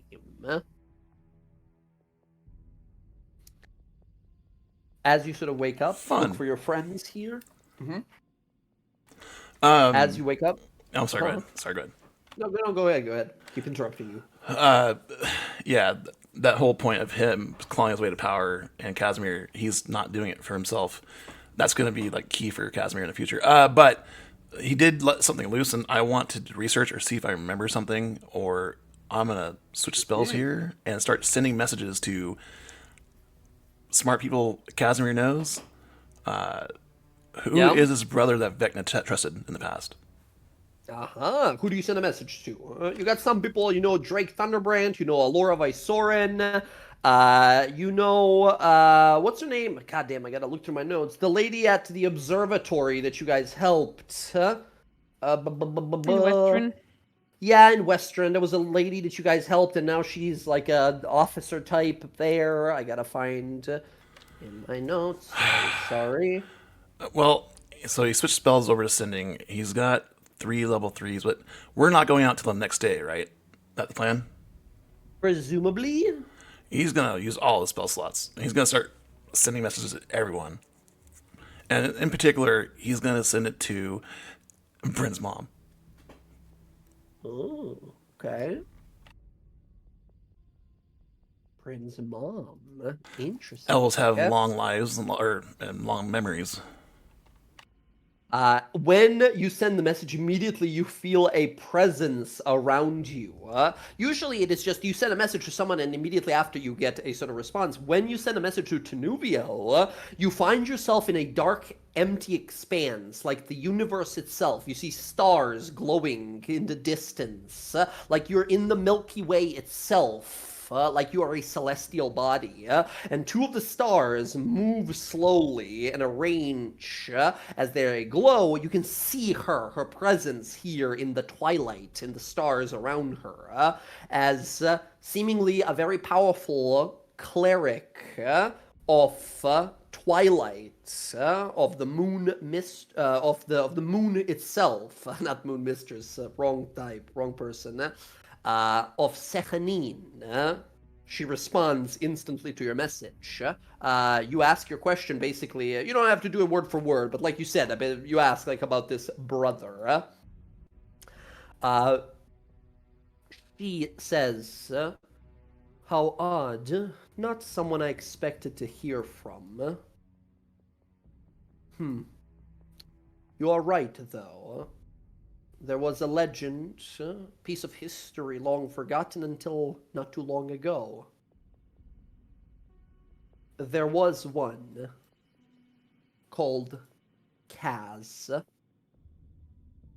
a powerful general that served under Vecna until he was betrayed by him.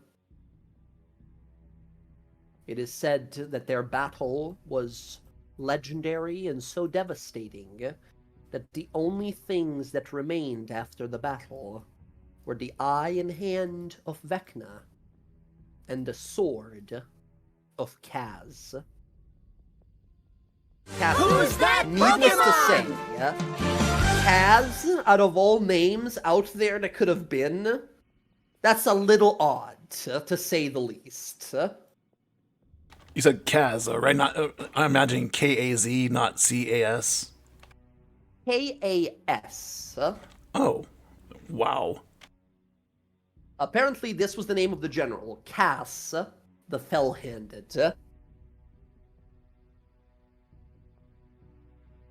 Casimir, you start thinking to yourself, maybe this has some connection why I'm so doted on, let's say, by Vecna.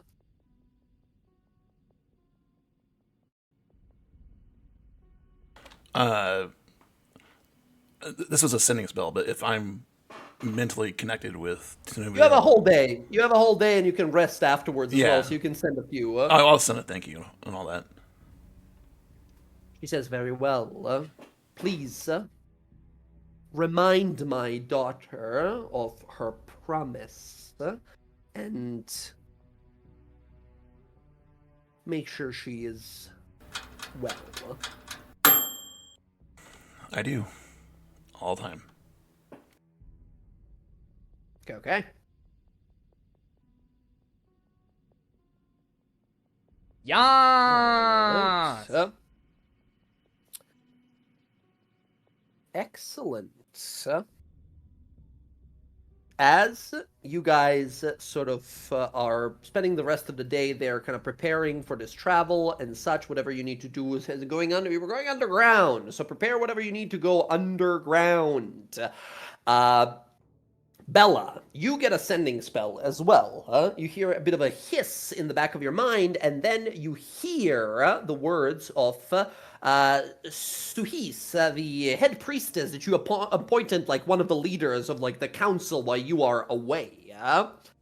Bella, you get a message saying, "My queen, great queen of all of Visa Isle, it is me, your humble servant, Suhis. I wish to report to you that renovations and reparations are all about done. Our people prosper again. Oh, hell yeah, I got Yet frozen we worry balls. still, for light My balls is be not yet icy. returned. If you are able to respond to this message. Also, your soldiers are ready to serve. Shall you ever need warriors of Visa Isle, summon upon us, and your people will come to your aid, Queen. You are not in this alone. One final thing. Your mother has had a difficult time adjusting. She's not been communicating much with anyone. She's seemingly having a hard time with perhaps your decision for her future, or I wonder if it is something else that troubles her. Can I respond or? Yeah. Okay. Thank you, Suhis. This is great news.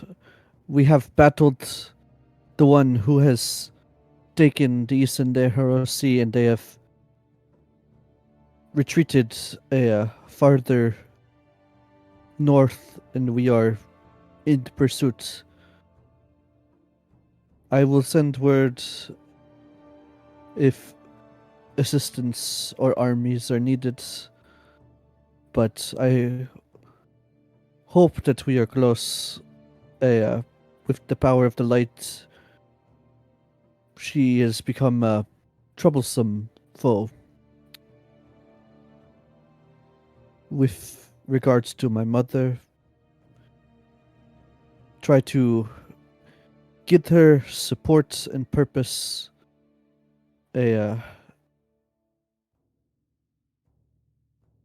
She needs to adjust to her newfound purpose of serving our people. Mm-hmm. Message receives. You receive a message shortly after that says, "Your command is my honored duty, Queen. It'll be as you say. We shall do as you ask." That's it. All right. So, remind me though, I know we're in pursuit to destroy the I thought pages. I thought you were saying that's in the message. No. talking This is DM. Gotcha. Towards Yeah. DM. Yes. What was the deal with Ash? She just kind of like because we Right. So fought her in you Amon, guys, and then she just like kind of fucked off. right. You guys realize that she keeps bringing herself back because of the Isender Hiroshi, aka that beacon that she took. Right. You guys figured out she's not actually like a demon person. She's a person like you guys, but has a lot of like fiendish magic powers, and is using Isender Hiroshi to sort of reincarnate herself, to bring herself back. And until you take the beacon back, she will probably just be immortal in that way. right? The beacon itself is a great source of magical power, but I think can I have Bella give me a Arcana check here? Amazing. Here we go. Arcana. Okay, not bad. 14. Okay, something that you are thinking to yourself, like, why does she want this? Why does she take our beacon? Like, this makes no like, maybe for some, like, dark ritual or something, but we know what her sort of plot is. We know what like, she's looking for. There's these 3 items. There was, like, the battery, the siphon, and these magical pages. And the 3 of them are, like, important. Like, so where does Isenda Hiroshi come into play here? Like, what is the point? And then that's the sort of part with a 14. That's the part you're stuck on. Like, Isenda Hiroshi has to be useful for something. So, like, why? If the plot is arcane battery, magical siphon, and then these pages of Vecna's book, like, where does Isenda Hiroshi come in? We talked about it potentially being a battery, right? Didn't we? Talked about it potentially being a battery, could be, but best you know, it doesn't have any innate, like, the vast magical power in it. It is, your people believe it is a glimpse into better future, right? A way to see what a world would be, filtered of all impurities, evils, flaws, and such, or to some seen as like what world should be, even with all these things that make us who we exactly are. You think that with a 14, you think that it falls somewhere in this, like, calculation of ashes, but, like, with a 14, that's all you can kind of, you think that's the part of it somehow, but, like, you don't know exactly how. It's towards the end of the session. I'm just going to use my inspiration. How's that? Oh, okay, go ahead. Let's see. 20. Oh, incredible. Thinking on it for some time, something occurs to you. Ash has been after these pages for the longest time, and then we realize sort of like, yes, this ritual that she's trying to do, which we still don't know, like, what it exactly is supposed to do, requires some sort of powerful arcane battery, which must be whatever this thing is that we are currently after, that you believe that, like, Casimir's old teacher is currently after as well, although he's maybe working with Ash, so you sort of realize to yourself, like, shit, but if he's not, we might actually encounter Ash again, or she might come after us if we get our hands on this thing, yeah? So that's the battery. That has to be the battery. The pages, we know, the pages are already there, there's a bunch of them, there's apparently like a few hundreds of them, but she doesn't need all of them to do whatever she wants to do, just some. And there's this siphon.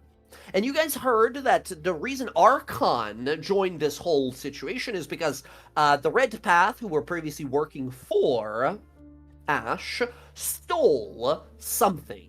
Some sort of like a dragon scale crucible, he said, he mentioned at one point, whatever that is, some sort of crucible, and you guys thought the whole time, like, this crucible has to be this siphon, right? They're used to sort of, like, melt stuff down into different shapes and such, so that had to be it, that had to be the siphon, but you sort of think to yourself, like, I guess it's not impossible for this dragon scale crucible to be a part of this siphon. Crucibles, this whatever this crucible is supposed to be, it would melt down one shape into another, and then you think to yourself, Isenda Hiroshi has given many opportunities as well as possible lives to your people, a way to change themselves. You yourself are able to manifest this echo, a version of someone you could have been. What if, with a 20 Arcana here, what if the beacon, Isenda Hiroshi, is supposed to be used to maybe shape what this power is turned into?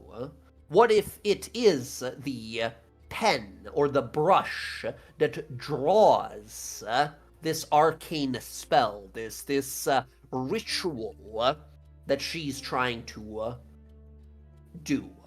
In a sense, it's like its focus, essentially. Sort of, right? Perhaps this crucible is used to transfer the power of this pages through the battery, which is this like arcane artifact you guys are currently after. But what if Isender Hiroshi, what if the beacon itself is the thing that is used to shape or manifest whatever that power is turned into? I mean, if these pages are as powerful as you guys have seen them to be, what's the limit? Someone could maybe become like a Death Knight or a Lich or like an angel of some sort. Like, you don't know if it would be powerful enough to create a god, but with the power of Isender Hiroshi, who knows what the limit would be? You think there is not 3 pieces of this whole thing, but There's 4. The 4th one being Isender Hiroshi. So the pages, this arcane battery we're after, this dragon scale crucible that was stolen from Tiamat/Archon, and then the beacon, Isender Hiroshi. So we know for a fact that Ash has the dragon scale The crucible beacon and the and crucible. Isender Hiroshi. Yeah. And then but at this point we have most of the pages, I imagine. You have most of the pages. Presumably, you don't know how many she might have. But you Right, guys took her still. bag last time. Roxy stole Exactly. her bag and took. So presumably, she might be out. Who knows? Right, but it's an unknown amount of pages. Unknown. Well, you guys found out, and you were very discouraged when you found out. Like, yeah, there's like 200 plus pages. In fact, they had a Right, there's a lot. gigantic spell book, but not all of them were these like special rituals, these dark pages of power. Some of them were firebolts, you know. Yeah, some of them were just spells. Yeah. Okay, gotcha. So, and then, but presumably, she's either working with or, trying to get this battery, and then obviously as many pages as possible. That is why you guys suspected that she works with Casimir's old teacher/master, because the Red Path members, you guys overheard them talking. You sort of listened in and overheard them talking that the old man, the old mage, is supposed to go and do that part for them. I would bring this all to the party, and just especially Casimir, and say, Casimir, knowing your old master, you doubt he would be working with anyone who he would consider below him. He's a very proud, very skilled, magically skilled individual, an archmage in his own regard. You doubt this would be a negotiation that would go smoothly. Possible betrayal, maybe. Who knows? Doesn't sound like something he would do. He'd want the power for himself. He probably learned Exactly. of it. but it's essential. We need to get Isender Hiroshi back, because without it, they can't shape whatever they need or do. So, I'm in total agreement. But we should get all the pieces back. of course, I agree, but I think that even if they're able to have the other pieces, if they don't have a way to shape the power, I don't think they're foolish enough to invoke it. Let's hope not.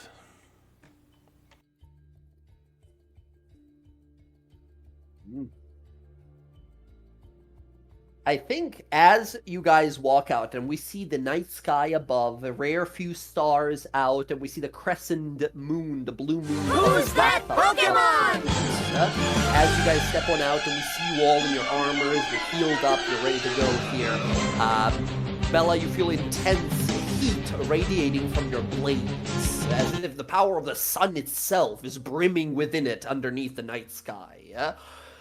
We look up ahead, and we see there as Casimir and Bryn look at each other, lay out these pieces of a destroyed amulet, cast their ritual, and you guys watch as the lake begins to split. Water transmutes into mud, and it is held at bay for whoever knows how long, as a path up ahead reveals, maybe half a mile down into this lake, a ruin, a destroyed building of some sort. No grand city, just a space. It seems like you would enter it and perhaps go below from there. And as our heroes begin to one by one walk towards the entrance to Widabok, Casimir, you wonder to yourself, all those months ago, when you left your master's tower, when those stones came crashing down on him, leaving the part of that life you had before behind you, you wonder to yourself, when you first stepped out into that fresh air and look upon the mountainside around you, when you first encountered the moon mistress down at that lake and she took you away, where she asked you for your name, and that moment when you thought to yourself and you picked, seemingly at random, something that called to you, named Cassie, or Cass, for short. Is that really your decision all along? As you feel that presence looming right over your shoulder, watching every move, every step you take, you can't help but feel that the weave and destiny itself are being not pulled but strangled by Vecna himself. And that is where we're going to end the session for tonight. All right. Very fun, you guys. Very nicely done. We made some friends. Hill Giants are our friends. Now we have a powerful ally. You guys can go ahead in your allies and organizations, add a new ally, Prince Gondolor of Gundergrunch, which there is no fucking way you guys know how to type that all out, so I'm going to do that for you. You can copy paste it. Let's see here. Remind me, Haas was a storm giant, correct? He was a cloud giant. Cloud giants. Which are apparently dickish kind of giants. Or maybe that was just him. He had a chip on his shoulder the whole time you guys knew him. But now, you guys, by the way, officially count as giants. Any giant apparently will be able to recognize that, as one of the giant kings has deemed you worthy allies and friends to their people. There you go, that's your new friend, Prince Gondolor of Gundergrunch. And now we head down into Widdeback next session to find whatever this arcane battery is supposed to be. All right. You guys, so glad we are back on schedule. Hopefully, right? Are we all good for next week? Next week falls on the 6th. Or sorry, no, for you, that's for me. For you guys, on the 5th. I live in the future, you see. It's 5 a.m. I live in the future. Excellent. Good stuff. Rest of you guys? Good. And we're good for Thursday, right? All good for Thursday. It's Feywild time. Woohoo! I will not be able to make Thursday, but Okay, gotcha. No worries. All right. All good. Jen, how's next week looking for you? I'm gonna be here. Okay. Guys, I'm super excited to continue here. Nicely done. Very nicely done, everyone. We did a lot of work here. And today was our session number 50. 5 Oh my gosh. 0. 50 sessions, 50 weeks we've been gaming together, rolling dice, having a good time. And I just wanted to say thank you all for such an amazing time so far, and enjoy your level up. yay! We leveled up?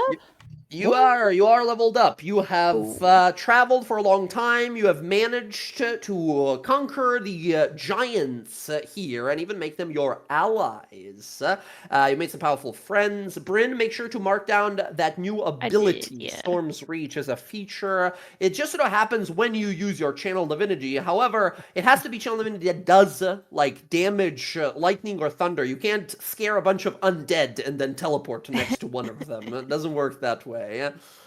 But oh my god, let's see. Everyone's taking the average. Oh my god, Bryn rolled. They got a near maximum. Oh my god.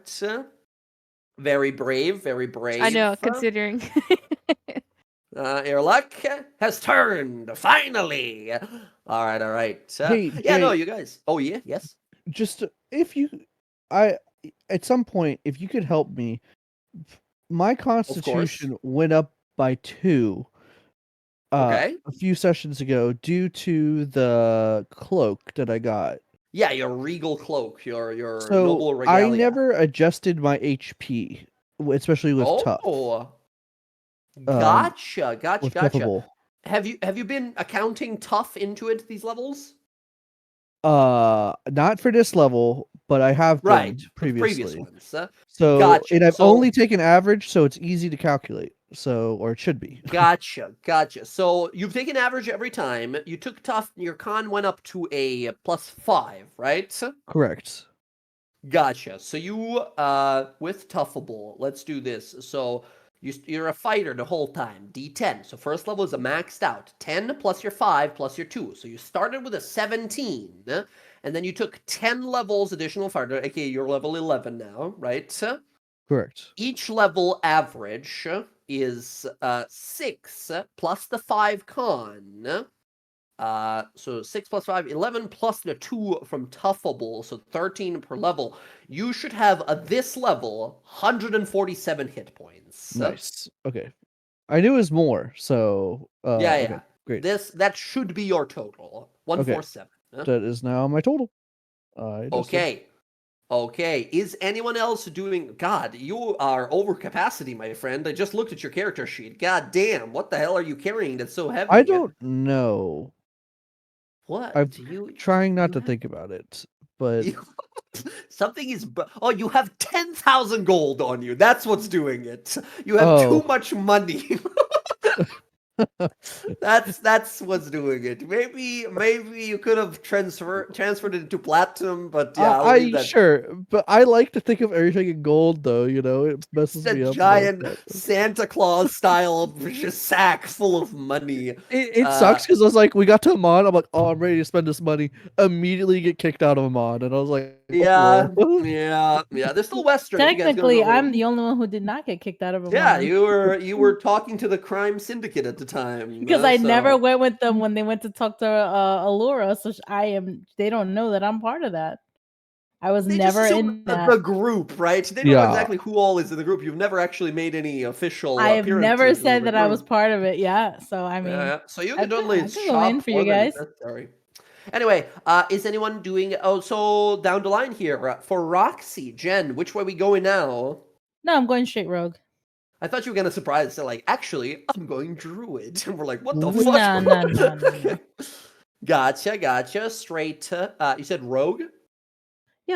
Yep. I'm going Okay, for the rogue. what's level 6 for a rogue look like? Nothing. That's Just not archetype, expertise. right? Just expertise. Just expertise. That's pretty damn good. Yeah, but I mean, I have expertise in a lot of shit already. So it's like I had to pick. It wouldn't let me pick anything. Like I had only like a couple of options, like acrobatics, deception, insight. Ooh, But What'd I you put decide to go with? survival and thieves tools. Survival and Thieves Tools is actually massive, which means your Thieves Tools rolls are now like by default gonna break most locks. Yeah, and then once I get that, I think the reliable talent, which I get soon or whatever. Next level, actually, they changed that, so Yeah. it's level 7 for reliable So talent. all my rolls are 10 up. So then it would be like a Oh plus. my god. Your default stealth will be 23. It would be, yeah. That would be my default. Nuts. Oh, by the way, also leveling up as an assassin, your sneak attack damage in the first round also increases by 1 extra. You're like I go to 4? ambush strike or whatever it's called, right? Do I get another one? No. Remember, as an assassin rogue, you have a thing that says first round when you attack, on top of your sneak attack, you add your rogue level to damage. Oh yeah, I get to add it to a 5 instead of a 4. Or 6 Or rather 6. than a 5. Yeah, right? yeah. Mhm. Yeah. Gotcha. So Roxy going more rogue. Very good. Casimir. Are we going to see some multi-classing from Casimir? No. Which means, if I'm not wrong, that's 6 level spells now, right? Okay, you get to pick 2 of them, and of course later you can just throw some money at the problem and get more, even more. He got Very money? fun. He got money? I thought you still got money, Cass? I Not don't know. That's much. well, He takes some wizards. of We don't Bella's win. money so that way Yeah, I'm gonna she's say not over maybe. capacity. Yeah. Mhm. Well, last time Cass got all his money converted to like copper or something crazy. Because of That's this right. magic. Oh yeah, because the magic turned this money brutal. Yeah, very fun stuff. Casimir, any particular spells you already got your eyes on here, Rav, or you want to keep it a secret for now? I know you're taking Create Undead, so no, I'm kidding. Never mind. I'm actually eyeballing Arcane Gate as one of them. Arcing It is a great way to transfer your whole team to a different location, and you have been having a lot of spells that deal with transportation. Now, Yeah. maybe this is Jay, or maybe this is Vecna whispering into your little ear, but I will say, you guys have been able to kill Ash quite a few times now. Like, she keeps dying, but she keeps showing up. So annoying. Wouldn't it be nice if you had a 6th level spell called Soul Cage, where you can grab her soul before she's able to escape? Now that's the nasty necromancy spell, but it does capture a soul of anyone you slay. I'm just saying, fun little spell. Go away, Vecna. Go away, Vecna. Fair enough. Another spell I will mention, little pricey. It's called Contingency. Very good for like a divine or wizard who's like, I predicted this would happen. A contingency spell you cast that basically says, if this happens, automatically this spell activates and does the thing that I designated. So for example, you could be like, I cast contingency on myself that says contingency is if I ever drop to half hit points, a dimension door spell that I can cast takes me or elsewhere, right? Or like if I drop to 1 hit point, this like I don't know, chain lightning spell explodes for me, attacking the person who did this to me and such, right? It can be used in a lot of very creative ways. Pretty fun. Although, I will say, Rav, if you're looking for a great movement spell, like a teleportation type spell, Arcane Gate is great, but it requires concentration, and you have to set it on a certain like location that has to be like on the ground and stuff, so it has some limitations. If you're looking for a more just like instant, like bam, teleport all my friends, take a look at the Scatter spell. The Scatter spell is sort of same as a Vortex Warp, but it just teleports up to like, I think 5 or 10 creatures around you up to like 120 feet. You can use it on enemies to teleport like nearby enemies up to 120 feet away as well, but like a bunch of them at the same time. Scatter spell is really great for just like, everybody, let's fucking get out of here. Boom, everyone teleports 100-something feet away, yeah? Pretty Yeah, that one nifty. probably the way to go. Arcane Gate is good, but it's a little more like, it takes a little more. Like, it takes concentration, Yeah. and it's a set location. I need to pick spells that don't use up concentration. Another spell I would suggest if you just want a defensive measure, Globe of Invulnerability. Enemy mages being a problem, boom, you put the spell on you, and any spell that is 5th level or lower just can't hit you. It just doesn't work on you. Pretty nice. That's crazy. Or, good old, reliable, especially when you're a divination wizard, Disintegrate. Now that's quite a spell. Yes, it is, Jay. Also, if you just want to be nasty, and you are, this is the worst thing you can do to someone, by the way. This is the worst one, and I've had one of my players did this before. They played a divination wizard, and I was like, oh, cool, you know, like predicting rolls. Yes, they can totally make someone roll a 1 on against the Disintegrate. Turns out, yeah, no, they can do that. Or, if you want to permanently deal, if you want to be like, hey, Ash, we're never dealing with you again, because we're not going to kill you. Instead, go ahead and make a saving throw against Flesh to Stone spell. I was actually looking at that one earlier. Well, you rolled a 1, and now you're a statue forever. You're not dead, you're just a statue forever. That's pretty bad as well. There's a lot of great spells out there. So yeah. Also, yeah, Chain Lightning, Move Earth, Globes, Autolugue's Freezing Sphere. Okay. Oh, magic jar. If you want to possess someone else's body, pretty great. Lot of fun. Lot of fun. Hey Jay, out of curiosity, Yes. so level 11, Oh my I god! get I an just extra realized. attack. I just realized you get an extra attack. How horrifying! None of Uh, these spells are as uh, horrifying as that. Oh my god.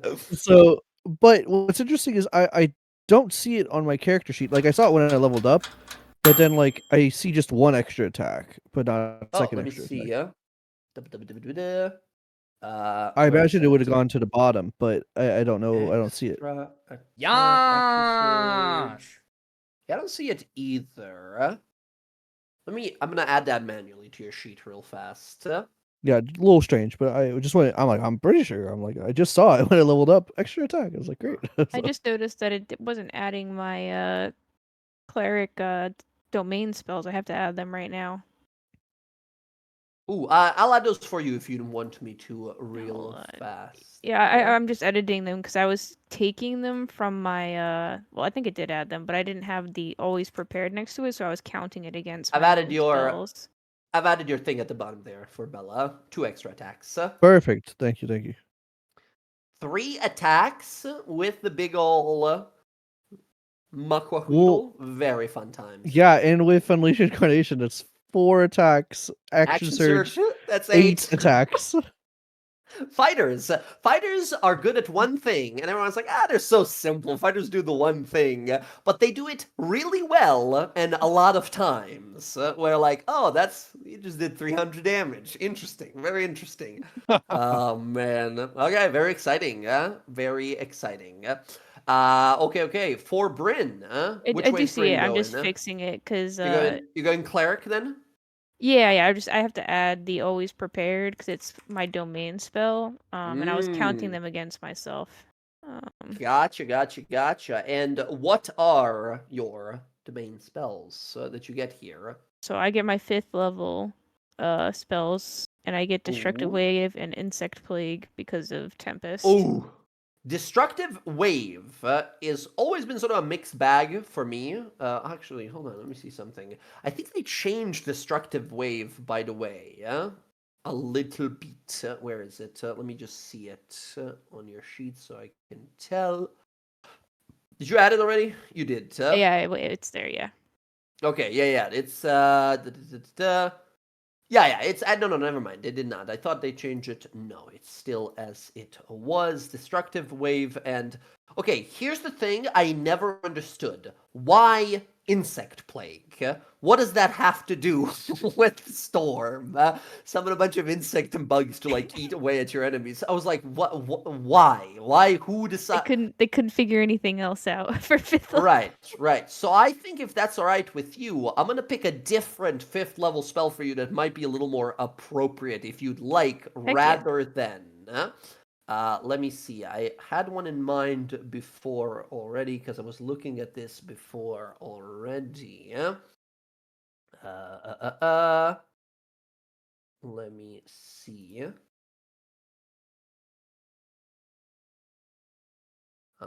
As one option, instead of Insect Plague, how would you like a 5th level spell called Maelstrom from Xanathar's Guide? It's the action, 120-foot range, concentration for 1 minute. You make a swirling mass of 5-foot deep a swirling mass of 5-foot water appears in a 30-foot radius centered a point you can see within range.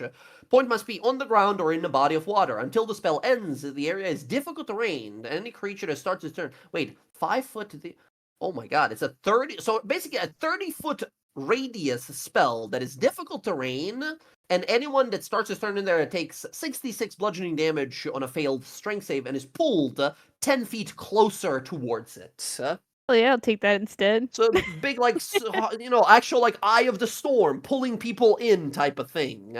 I figured already better than a bunch of insects that show up, because that's really not been your theme so far.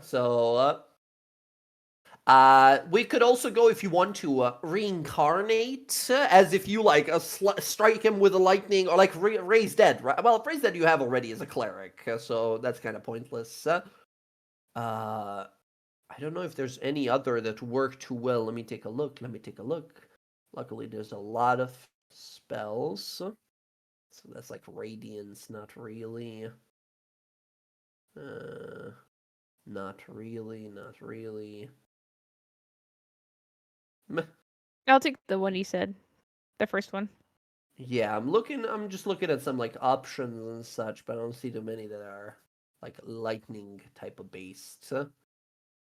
Not a lot of lightning spells at level 5 or like thunder type spells.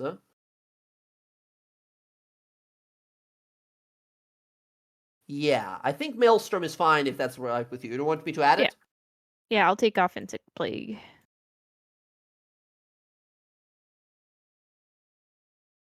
Maelstrom. I've added it. It should appear in your character sheet. Roll 20 Nope, so here it laggy for is. me today. I Yep. And apologize. let me just edit it quick and just There you go. prepare That's a it. gigantic area. It's a control spell, right? It's 66 damage, which is, less than a fireball, but it's a 30-foot radius. That's 60 feet across, and everyone's getting pulled closer and closer towards the center. I have a Okay, lot there of we go. spells. Excellent. Does anything else happen at level... That's a level 9 cleric now, right? No, it's level 10. Yeah, you get your 6th level spell slot I now, do. which is nice. You get to use it on some of the, 5th level Yeah, or I'm lower gonna cast a spells. 6th level shatter with the So that's what it's reserved for. I get that. You get to prepare more spells, which is nice, I suppose. 21. Yeah. Still the same number of cantrips. Next level, you get one more cantrip, which is really nice. Cool. More spell slots. More spell slots Yeah. and some special spells here. I count how many Cool. spells I have. 7. 8. So now, especially with destructive wave, you can knock people down, and then with the maelstrom, you can pull people in. Very cool. Very cool. And I'm like counting Okay, how many okay. spells I have. 21's a lot. Yeah, to prepare.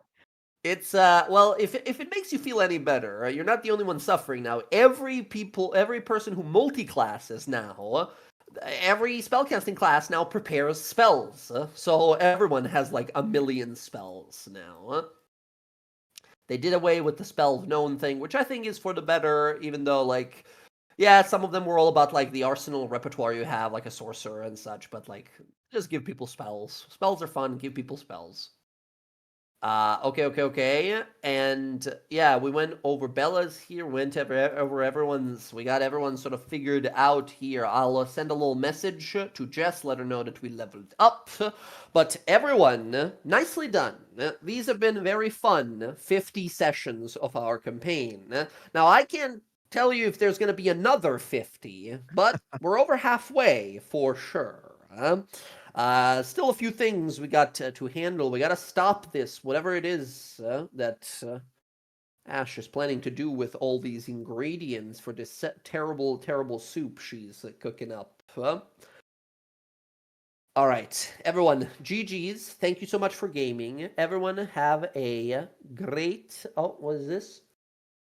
What the fuck? Where did you find this? That was one of the spells that I got. Okay. Sorry, just seeing it. Direction 30-foot cone. Yes, that sounds awesome. You can totally change, edit it to change the flavor cool. text, Yeah. right? But yes, that totally works. That's totally fine. All right. Thank you, everyone, so much for gaming. This was super fun. GG's as always. Everyone, take care. Stay safe out there. Take care of yourselves and your loved ones. Enjoy the back end of holidays here, and I will catch you all, most of you, here for some more gaming on the Thursdays, and all of you again, most of you again, next week. Everyone, have a good one, and good night from me. Good night. Peace and out, everyone. Good night. Okay. Doing my level up real fast. Apply changes. Come on. Faster. Building your character. Took a couple spells that are going to be fun. Yeah. Okay. Let's see where they're at. Spells. Scatter and forecast. Hell yeah. Thinks that one's a ritual. Excellent. Okay.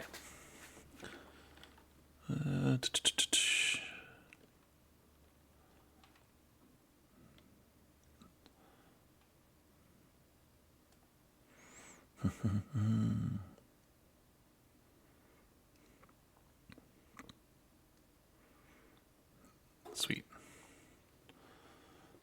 Okay. Everyone, thanks for hanging out for our D&D session. It was a fun night. 2 weeks off and coming back to this mess was a lot of fun. I really enjoyed it. Yeah. Let's see. I'm just going to end stream tonight. I've got to get to bed. I got to be up early tomorrow. Thank you, everyone. Again, tomorrow is Monday.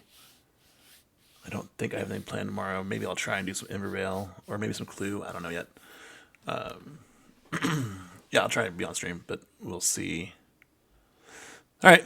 Thanks for hanging out, guys. I will see you next time.